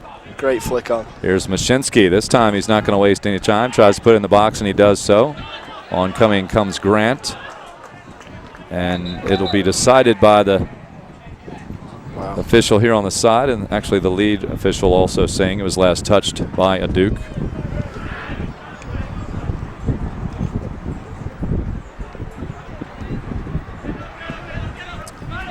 It's a good throw by Lobban. And what they have done is Devoy has come in with Carter exiting the game. He came in the first half as well. And the Dukes, well, Robert hanging in there. See, that's better. I know it's a foul there, but he hasn't got time to turn. First half, he had acres of space. Sometimes you got to take the foul there. Yeah. You know, it's unlike this sport where when that foul occurs, you can move your defense up in front of the play. There are some sports, field hockey, for example. You have a foul like that, you stop right there. You cannot take advantage of it. So it's just the different rules of the various sports. The same for lacrosse. In fact, in lacrosse, they'll tell you where the error or the foul occurs. They'll tell you to create space for that player. There's a header try, and a strong one at that. They're looking for the second header goal, and one of the taller players that was a great coming ball. across. That was Simon Cox. Simon kind of broad in body too, so he is broad shoulders. Robert still smarting a bit from that collision, but yeah, he he's seems to running be it off. He's slowly but surely. He's just staying in motion to work it out while the play is well up ahead of him. Bastidas was trying to get there, but it's going to be cleared out by Moss. Back it comes to the midfield play. Dukes get a good bounce there as Barden got 2 on 1 here on the left. Whitebread tries to put it in the middle, headed right back out by Moss. Mashinsky wins that battle with finesse. Now puts some air under it. Grant trying to turn to himself. Bastidas changing his direction. Whitaker keeps it wide. It's a good early ball. Yeah, over to Fui. Hill comes in to help. Great turn in there. Mashinsky looking for Hill on the far side. And he was offsides anyway, was he not? Didn't beat the offside trap there. Positive again though, good movement. Early into the front man, building off. More bodies forward as well. Shot still very close for each team at 8-7. Fader has had to work a little harder than what has Groban. If you look at it from a save perspective, 4-1. Oh, Grant missing an opportunity. Unfortunate bounce.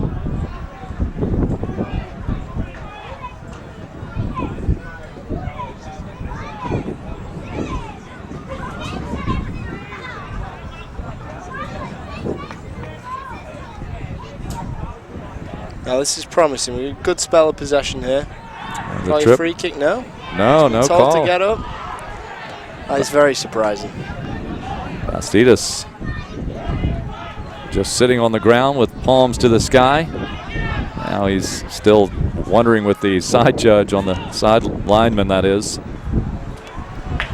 Tim getting the best of Fade there. No, he's won it back. Here's the blast, but it is well off the mark. That one by Shalmo.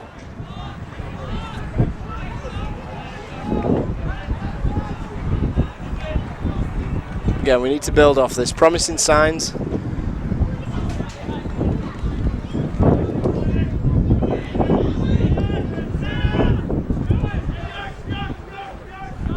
Adelsteinson still bringing it up. He's stepping forward well. There we go. If you've got space, take it. Maszynski to Grant. Grant's triple teamed, and they relax it a bit, and Whitebread comes out with it. Jonathan Barden. Confident play now, stringing a few passes together. Robert can direct from there. Take his pick, and he picks Maszynski. No, there's no rush now. There's no need to force things. Just wait for the opportunity to occur. Barden slides It's a great it. run. Oh, yes, it is. Into the box. Leading it up. Here's the shot by Grant. Did he top the ball? He just did not get a lot of He didn't get his zip on body it. behind that. He didn't get any power behind it.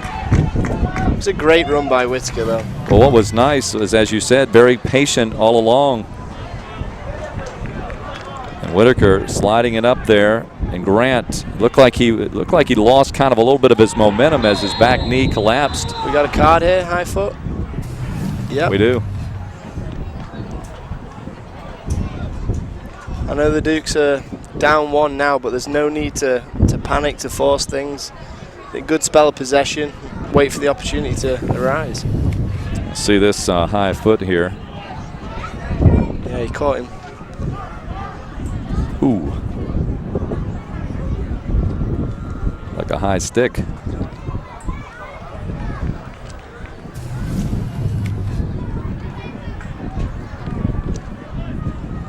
That was to Marini, and the time of the card, 54-29.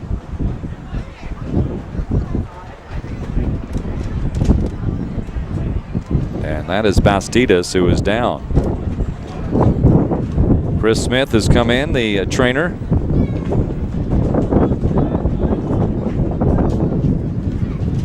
I like to give the trainers credit because they spend a lot of time with you guys, try to keep you in shape, you know. And It's a thankless job, and they do a great meet you at great strange job. hours of the day. Yeah. You know, take care of you, and all ailments. Yeah, and unfortunately, usually the only time we mention them is when they're on the field because there's an injury. Yeah. Yeah, Chris, Smitty's a great guy. He's a great team as well. his family watches many of our Matazone productions from California. And he and Adam walk off the field together here.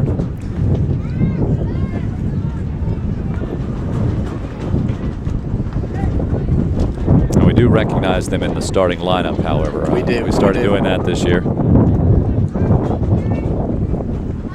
Thank you for including me on the, oh, yeah, sure. on the announcement. Well, might as well.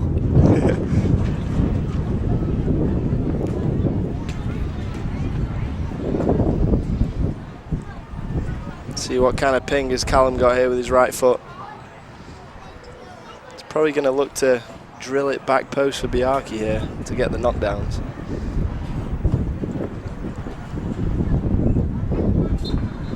Russo will come in for the injured Bastidas. There it is. Yep. Oh, had a couple of opportunities there. That's going to create a corner for JMU as it skims off one of the Northeastern Huskies and out of bounds.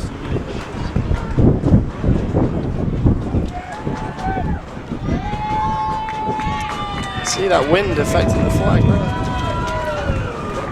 In fact, it affected the ball. It rolled it off the end line. Maszynski will have to tee it up again. Yeah. We're getting. They're looking for a short one now. Yeah, they may have to because still going to roll. There we go. Now, if this were football, American football, you would have to get somebody to hold the ball on the tee if it blows off a couple of times. Instead, they're going to set it up, and Marini just there to knock it out of bounds.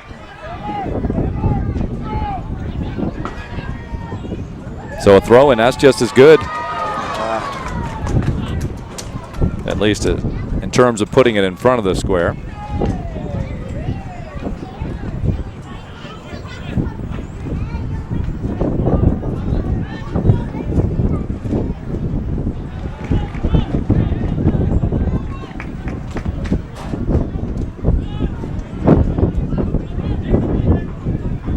Stevens looking in for behind. That's a great ball.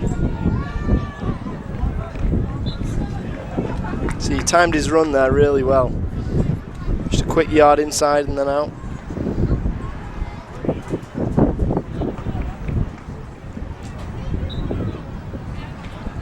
Can't let this pressure die down now, just got to keep kicking on.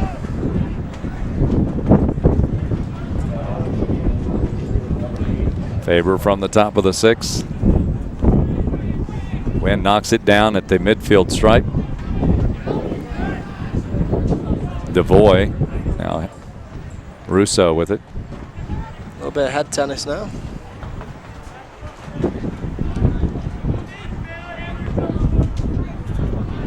Well directed off the header back from Cox.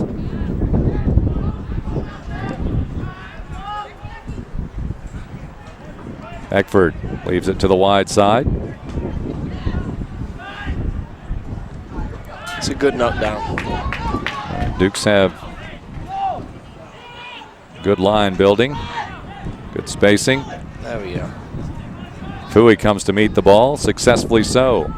Sends it wide. More men forward now, more men in the box. Hill puts it in the box. Right back out it goes. Russo keeps on the ground. Mashinsky tried to send it wide. I don't think he was aware that DeVoy had stepped up into that spot. Now coming wide. Nico Lara is now in for Northeastern as well. Hadn't noticed him earlier, number 7. A senior from Ridgefield Park. He's on, he's on. There's Grant trying to set it up for himself. Still battling. And it's Moss that comes out. Wide it goes to Fade. He's got a bit of pace about him.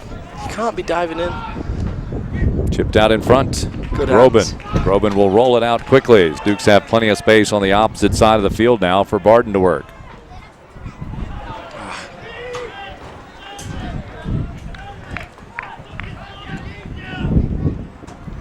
See there, we know Fade's got a bit of pace about him. We can't be diving in needlessly, just stand them up.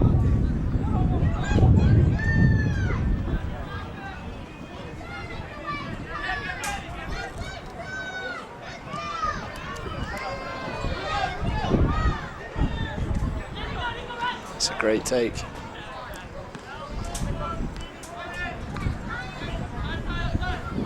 Russo to Mashinsky. Jonathan Barden should go wide, and he does. He finds Fui. Overlapping him is Whitaker. Comes back, and Russo there to cover. Keeps it on the ground. One touch for Mashinsky.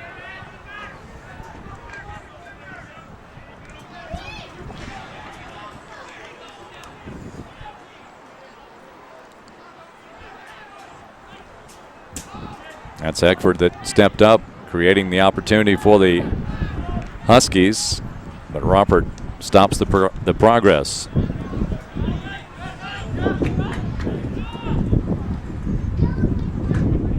In the 60th minute we are playing.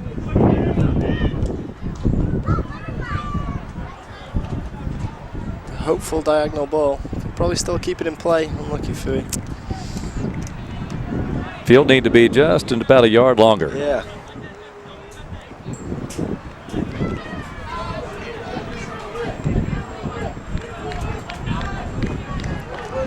We're looking to make another change soon. I think Bastidas is looking to come back in. There he comes. Yeah, here he comes back in, and let's see. Shinsky makes way. Dukes have a lot of others running in pennies on the far side. Some good depth in this squad. I think we saw that quite a bit reveal itself in the Loyola win in particular. Hill, Barden, Fui, nice run underneath. Tom can't quite get there as he is shielded off by Moss.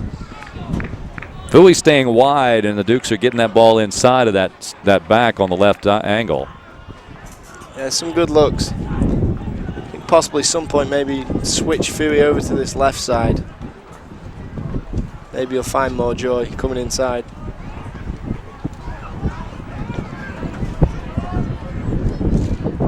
What about putting Umar over there on something like that? I think we'll see him soon.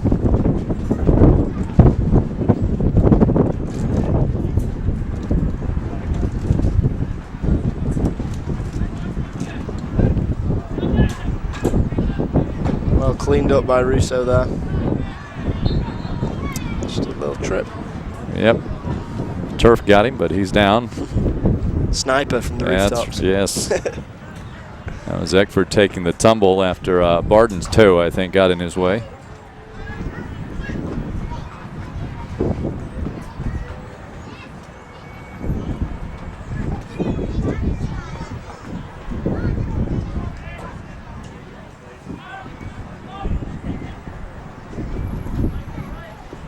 Way down the line and headed out by Whitaker. It's interesting now they've moved Marini out to the left. I think we were closing him down a little bit better centrally. Switch it up. Trying to get his speed out to the outside to work it back in. So he's about 2/3 the height of Whitaker on that left side. So I always prefer playing against a taller player. The smaller, trickier ones, you're always in for a difficult afternoon. And I think Marini, if I'm not mistaken, is there a player that is smaller than him anywhere in the CAA? I don't know sure of if there's one on the East Coast. I really don't know. He's not very big. I don't have his. I don't know if I've got his height. 5'3". Yeah, he's not very big. I have it on. Just looking for Marini there. Good interception by Daniel Roper. Here comes the change. Fui off, Umar on. Well, there you have it. Let's see if he you called it. Has that same ploy.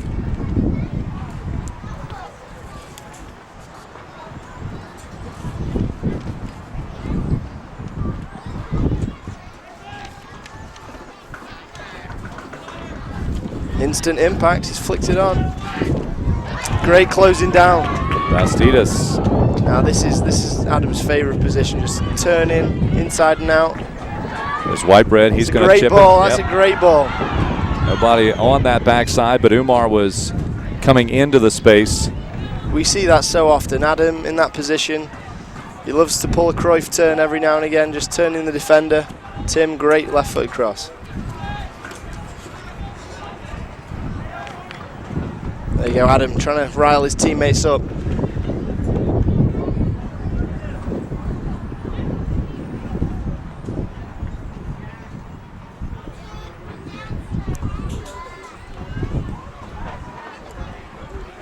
Whitaker. There we go, I don't know. They've got way a little bit on that one for Whitaker, but Dukes will continue to play it on. There he is, Umar. So he's seen a lot of the ball early on. And kicked out of bounds. Booted away by Callahan. It'll be a throw in. Jamal gets it in quickly. Grant called for offside. See, you can't be offside from the throw-in, but the flick forced him into an offside position.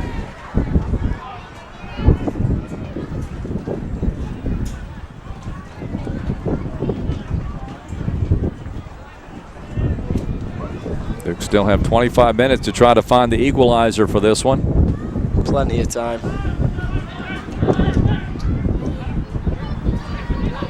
This matchup started off as if it were going to be a true shootout. With all the goals coming in the first 7 minutes.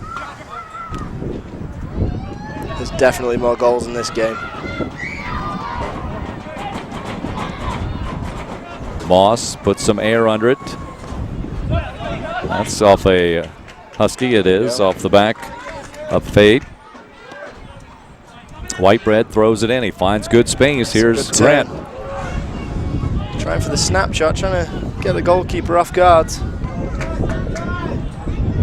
Usually works, but I think he was a bit far out that time. Yeah, he needed to be a little more closer on the frame than where he was. But you never know if you deflect that ball to the positive side of a defender there and you catch exactly the keeper across the keeper and he palms it back out. Yep, you got a chance. Umar trying to stay strong with it. Callahan again. Foley gets the play started in a hurry. Here, go with it.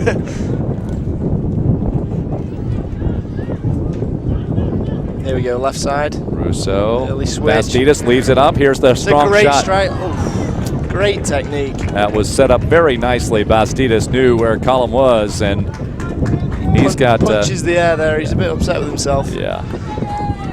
He seems to have one of the stronger legs among the newcomers.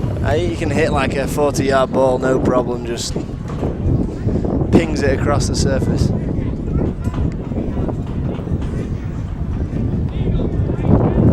He threads the eye of a needle sometimes as well between those defenders.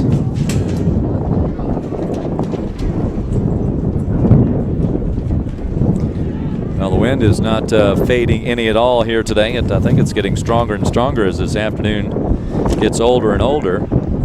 Hurricane Madison approaching. Yeah, maybe.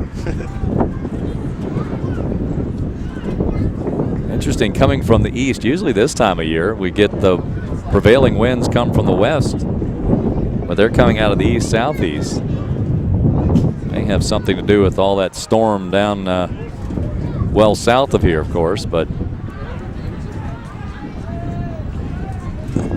the tail end of the Atlantic hurricane season. Unfortunately, we haven't been touched, knock on wood.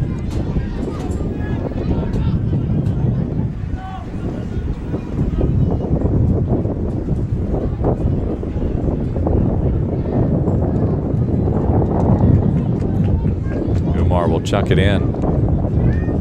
Nicely done. Yeah. Bastidas gets tangled up. Marini comes into the picture. Adams about a head taller than Marini. Yes, that's a great turn. Here we go with. Oh, it's just going to run out of field. He's had some instant impact. Jamal now, causing a few threats.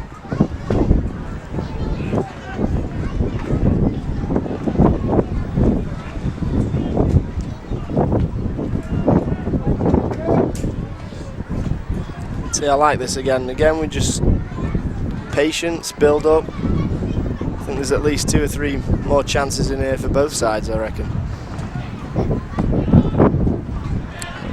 Field, for the most part, has been tilted somewhat to our left here in this second half, which is favorable for the home team. Yep. Of course, Northeastern with the 2-1 lead, just being very patient on its counters as well. I don't know if that's so much Northeastern or the Dukes doing a good job of keeping the ball forward and not allowing the Huskies to get further downfield. And, of course, with the wind at their face as well. As soon as you reach that 80-minute mark, the game will get a lot more stretched.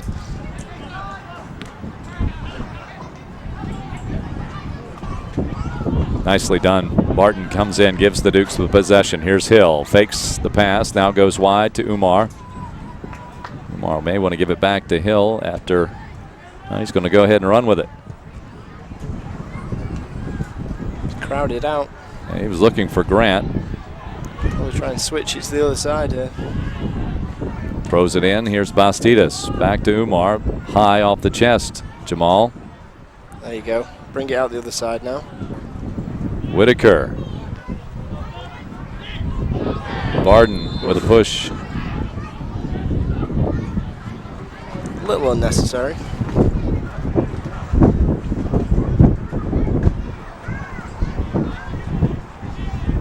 Game clock is dropped underneath, 20 minutes remaining.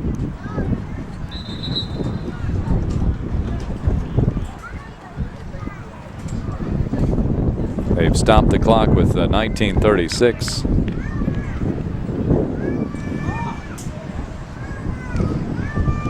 What's any idea what the official was explaining there? Not quite sure though.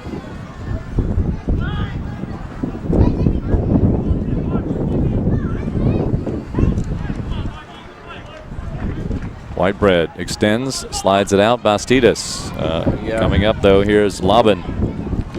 blocked by Hill. Well back, well back. With again, and here's Greenblatt. Mark Greenblatt has just come in.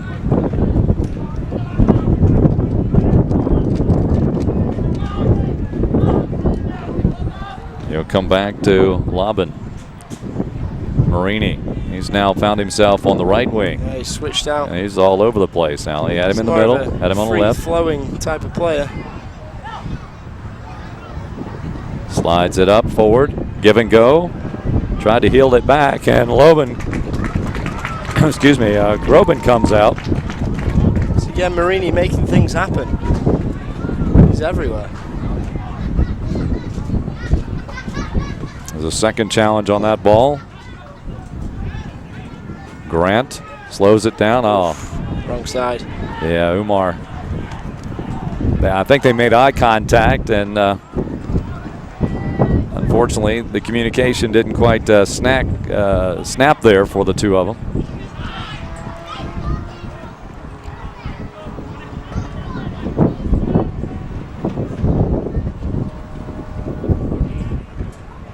It's a long crossfield ball. Too long with the win, 18 minutes. Bastidas asking there for a... Oh, there is. We do get a touch. How about that? I mean, I didn't see it from here, but I did not as well. Obviously closer. Adam plead his case.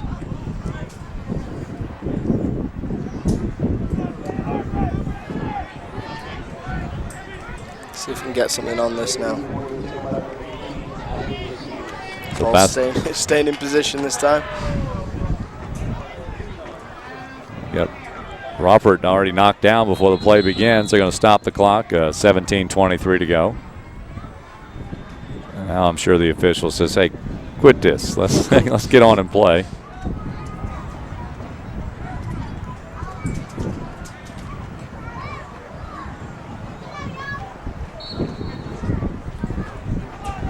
A lot of movement for the Dukes. Robert. Oh dear.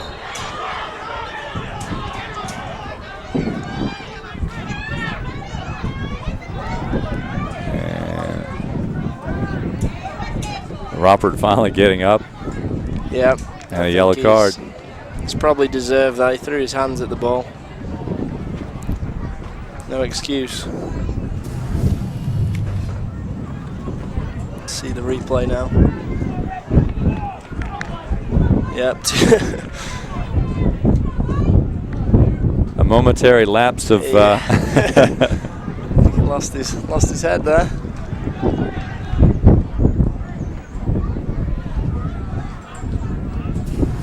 Well, they want to be careful now with 17 minutes left. The game would be over if we got a red card now.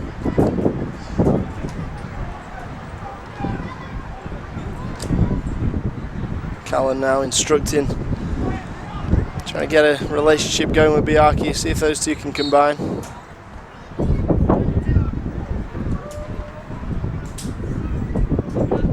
The ball hit a wall. Yeah, a wall of air there. Yeah, it did. It got to the midfield strut and then boom, dropped straight down.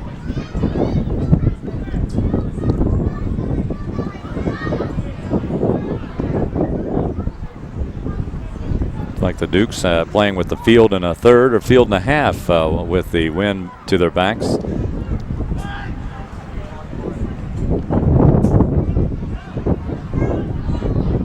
Whitaker picks up the loose ball to Grant and Barden. Barden goes wide. There's Whitaker again. Umar back to Barden, goes over the top. There's Whitaker on a run. He's had a solid afternoon now. I know he's not started the game, Mike Whitaker, but he's definitely impressed so far.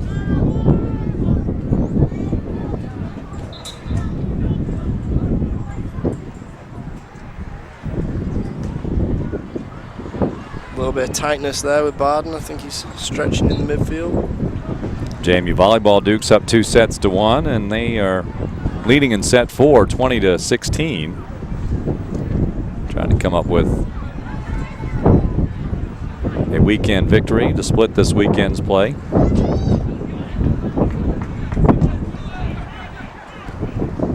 That'll Steinson. Good ball between a couple of defenders. Just beyond Whitebread.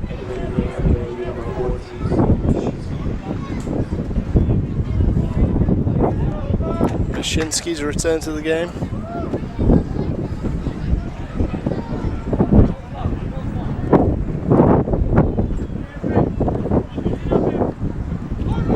Good flick on by Marini.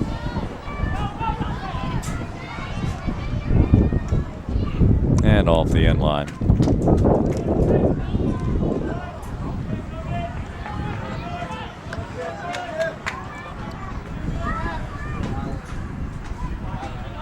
See a stark contrast from the first half. There's so many more players forward now for JMU.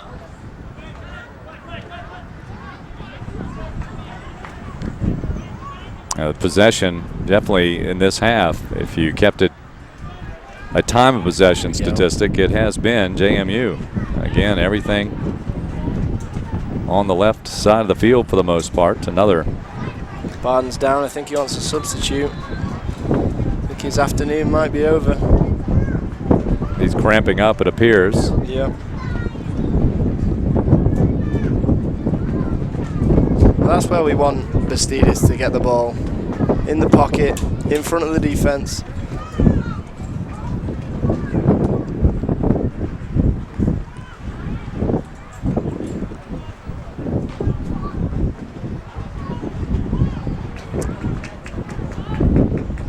Say hello to Carrie Clammett. She's watching on Matazone today down in Charlotte, a new Charlotte resident. She a Valley native, went to Turner Ashby High School, graduated from here at JMU, and worked here in the area for a while, but now has been down at Charlotte for, I think, just a little less than a month now. May seem that long. That's a good ball. He's beating the first man. Get the knockdowns. Bastidas leaves it for Russo. Russo It's a takes good the effort. shot. Oh, Oh, tough to post. Here's another shot. And Mashinsky couldn't corral it. That was a fantastic effort. Sweet left foot there by Russo. So another flurry for the Dukes. Stay there, Adam. Lays it off. One touch inside. Just unleashes a shot. Square off the upright.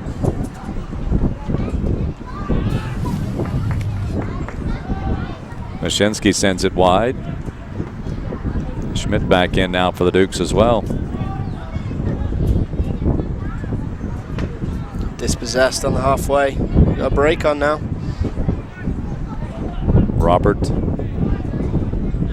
Two collide and tangle up. Both go down, but no card comes out. No whistle, no foul. The play goes on. Grant slides it forward. Mashinsky. He's got Schmidt in there, Bastidas in there, and it's going to go. Actually, is it going to stay in play? Yes, it does, with the wind helping it out a bit. Coach Martin and Foley, they've got to be happy with this. It's very positive stuff. Quickly thrown in. Russo. Whitebread drops it back. Diarchi. Even further as the Dukes will reshape. Whitaker. The touch. There we go. There goes Schmidt. Eric.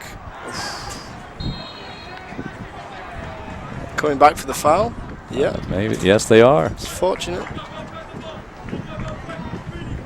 This will be a good spot to start things for JMU. We're going to stop the clock again. 12:14 to go. I don't think we've taken advantage enough of Biarki and Daniel's height here. There's a few tall players for Northeastern, but I think we've got a couple of inches on him. Well, again, with the way the wind is today, it's a little harder to direct, exactly. you know, off the head. Anything can happen in there. Yeah. But here we have the good striker, strong striker in Hill. So it'd be interesting whether he's going to drive this in. He's probably going to drive it. Isn't affected by the wind as much then. He's looking for, I think Schmidt's great in the air too. Duke's kind of sitting some picks here on the backside. Here we go. Too close. Too much. Yeah. Just beyond where the Dukes were stationed in terms of their personnel.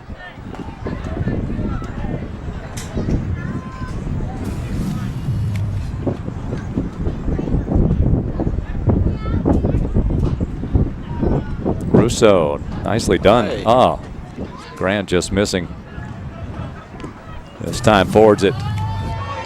Bastidas gets yanked on just a bit. I don't think he was going to get there to begin with, but Northeastern coach now trying to direct his troops. It's a good spell for the Dukes. again, much of the second half has been good for Madison. Just not finding the ball, finding the net. Both teams now with 10 shots.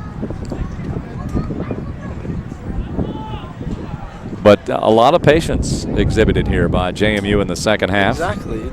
It's a good flick on.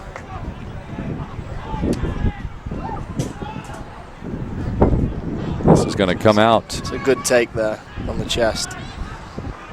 Softly dropped in by Alexander. Of course, you possess the ball all this time, and you've got to be wary of how quickly That's Northeastern football can for counter. you. Things can change at any moment. Team on top's not always the one that wins. Here's a good ball. Here comes Schmidt. Schmidt in a race, and again, just bundled over a little bit. Moss showing his speed, just being able to keep JMU's attackers to the outside on many of these runs. Yeah, they definitely have the athleticism to cope with the likes of Schmidt and Grant at the moment.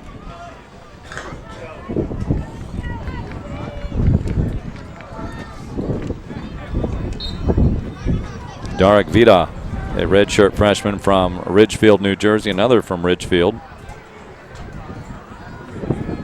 He and Lara both from that area. Play on. Play on they do. Here's Mashinsky. We need Whiteman And in the Hill box says now. put it right there, and just a little bit in front of Hill. He was calling for it all the way. I think all the Dukes are lacking now is just that final ball, that final bit of quality in front of goal.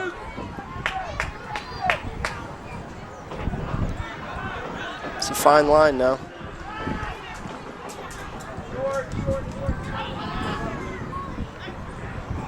Dukes win that header.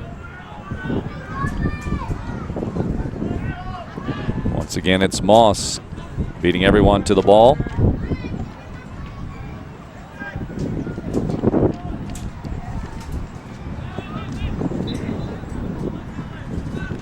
Out of bounds in front of the JMU bench.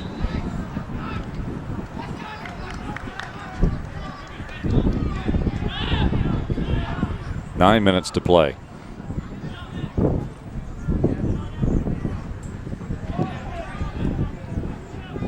Giving away again. Yeah, the struggle here for the Dukes is to maintain. You still want to be patient. You don't want that patience to get so thin that you basically waste any opportunity that you have here down the final moments. So I wonder what the coaching staff have got in mind now, try and break this deadlock.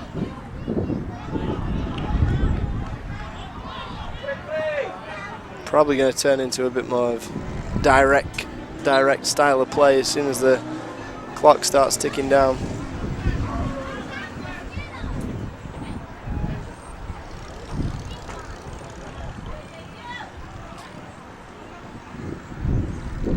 Foley's calling for a change now, I think. Might be Mitchell Jordan. Stepping in front was Hill, Whitebread. That's a great flick. Right back to Grant. Here we go. Grant to Schmidt, leaves it outside Mashinsky. Stevens setting it up, rolls it back. This is a good setup here. Chips it forward, and a little too much again. See the final ball again. That's the difference right now. And I can't say that the wind had any effect on that particular ball. No. Just dropping a little shorter than that. Bastidas was on the far back, on the back post. And we have another player cramped up.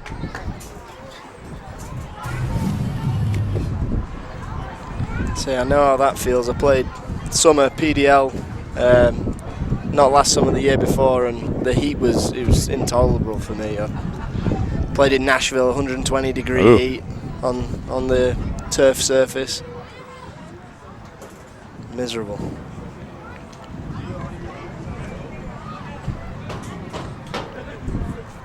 I was talking to somebody this week that does hot yoga. Oh wow! Yeah, do you know where you? I don't know what the difference between well, that sounds yoga and hot yoga. Well, you do it in 110 degree. Yeah, I was kind of had the same question. Yeah. It's like 110 degrees in the room, and you do this yoga. So wow. Yeah. He said, "Well, you almost get to the point of blacking out." I said, "Well, that sounds fun." Okay. Jeez. So I guess it really allows you to limber up in all the yoga positions.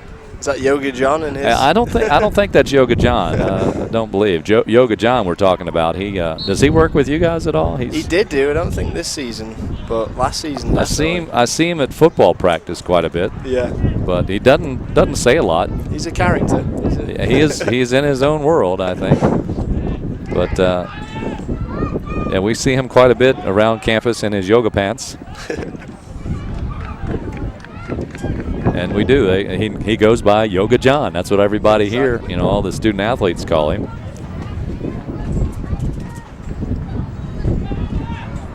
I know our athletics director, Jeff Bourne, he does the yoga. I've actually been in a class with him. Have you really? Yep.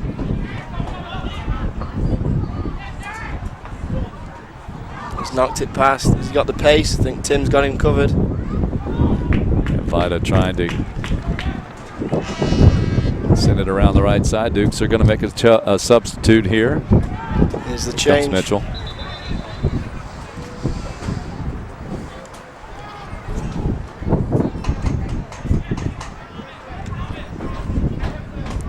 So we have Biarki over the halfway line. I was going to say, if they pushed him up front.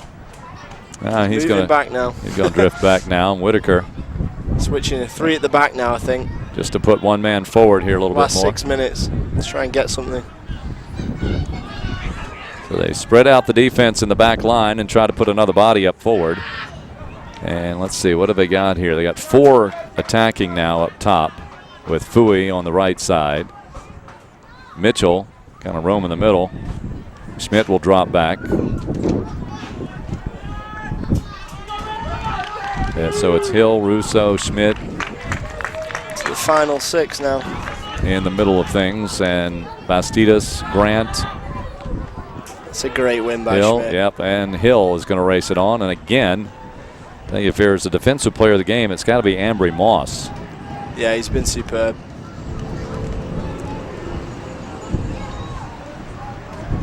Throw in for the Dukes. Again, some patience because you don't want to waste the opportunity. And here the Dukes trying to slow it down. It's Mitchell. Oh. Hill pops it up. Well, let's see what happens with this battle. It falls inside the box. Up goes Moss again. He's got a good leap. And cleared out. Dukes have enough bodies back. Robert. See how more direct the game's turned now? Yes, just trying to push it up there. Trying to get just an opportunity to something almost create itself. Miscommunication.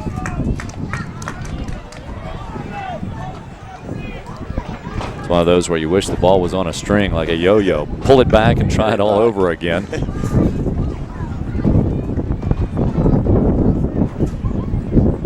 Four and a half to go.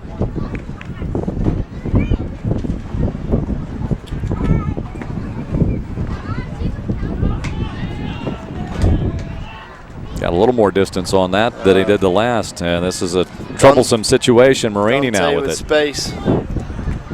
Dukes hustle back. He's probably going to go to the corner and hold it up. Yeah, he's going to hang on to it, and Biarki's going to battle with him. We're going to try to work a corner here. They've got it. Yes, they have. It's clever play, that. I bet he would have been a good 118-pound wrestler, maybe 126-pounder. Like a Jack Russell. Yeah, exactly. A Jack Russell Husky. Yeah. Of course, you know, Boston University, the Terriers are there in town with him too. There So you go. he might not take well to be calling No. a Jack Russell. That's dangerous. Still coming through the box. Here's the shot. And Groban anticipating it well. Man, that's a handball. It's a handball. I'd say that was handball. He's not seen it.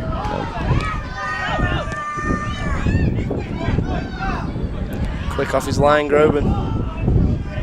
Going to clear it out. Now he should be able to get a lot of distance on any punt, and he does. You're right. Grant takes a spill.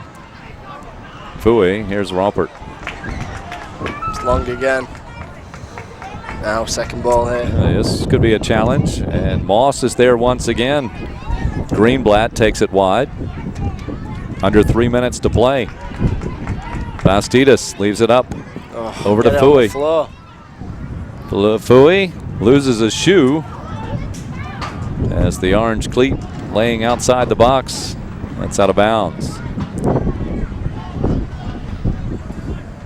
Still time. Still time for a lot of action. 2.5 is to play. And they stop the clock with 2:25. It's to allow Cinderella to get a slipper on, I think. Apparently he needs a shoehorn. He's having a difficulty with the left cleat. I think he has trouble getting dressed in the morning too. Does he really? Things we would not find out otherwise without Dale here. Fooey finally redressed, and play continues on. Northeastern just trying to milk every second off the clock the Huskies possibly can, and now they're going to change the thrower, and they're going to stop the clock again. I think delay of game here. I think he's going to have a talking to now. Yep. There's the yellow. How many yellows have we had today? That's 7, I think. 7? Yep. I think that's 4 on Northeastern. It's been busy then. I think that's the note that I saw flash across my screen a little while ago.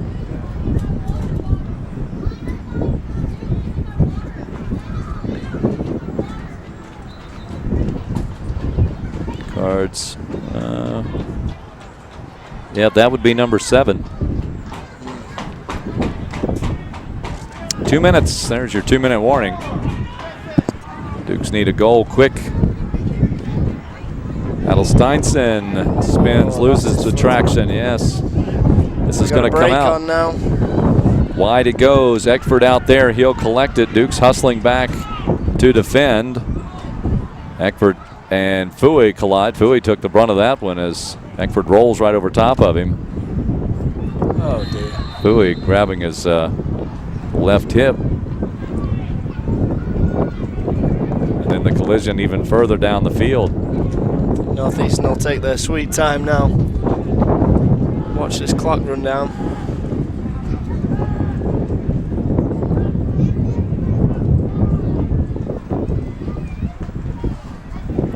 .108 to go. Let's just hope for one last counter attack for the Dukes. They're just going to hold it in down there as best they can. I think this is it. Oh, it's given away again. Back to the corner they go. Robert, was that Last Robert chance down now. again? Yep, down to 41 seconds. He's off the field though. They don't have to stop time. Well, he It's has Callum. though. Oh, it's Callum. Yep. Yep. Yep. He says, "Play on, leave me." Go on without me. I'll be fine. And he's going to hobble back on. In fact, he's going to take the play. Serve it in. Last chance saloon now for the Dukes. Coming across. Robert, who's had his hurts today as well, sends it in. Schmidt tries to shoulder it forward. That's out of bounds. 21 seconds to go. Ball up the field. Thrown in by Mitchell. Put it in the box. Put it in the mix. And they do. Robert up forward. It's a good and flick. Oh, just to wow. the right of the post. And that'll do it. Wow. As they will not start play again. As that goal would have come with just 10 seconds to go or thereabouts. And all the scoring today was in the first 7 minutes of play, and it holds up for Northeastern. Here's that final chance for the Dukes. Inches, though. Oh. And that was Josh Grant, who did get a piece of the ball and sent it wide to the right. And Northeastern, the defending CA champs, open up the 2013 CA schedule with a 2-1 come-from-behind win, although they came from behind rather quickly. Wasn't comfortable. Nope, in the first half. And the Dukes, they maintained possession and were very patient in the final 35 of this matchup, but just unable to finish. And as Dale said, that last quality ball seemed to be time and time again. Some of that was due to, I'm sure, the way the wind was blowing here today, but took a little bit of the control away, but also just sometimes just the decision and just the way things happen to fall for the Dukes as well. Yeah, that was a shame. You got to take positives from that, though. I think the Dukes were on top for a whole half. Some great play. That final ball and that final third. We'll be back and we'll wrap it up here this afternoon as the Dukes fall to the Northeastern Huskies. 2-1 is our final. Back with a final word ourselves in just a moment as you're watching JMU Men's Soccer in HD on Matazone, presented to you by the JMU Alumni Association.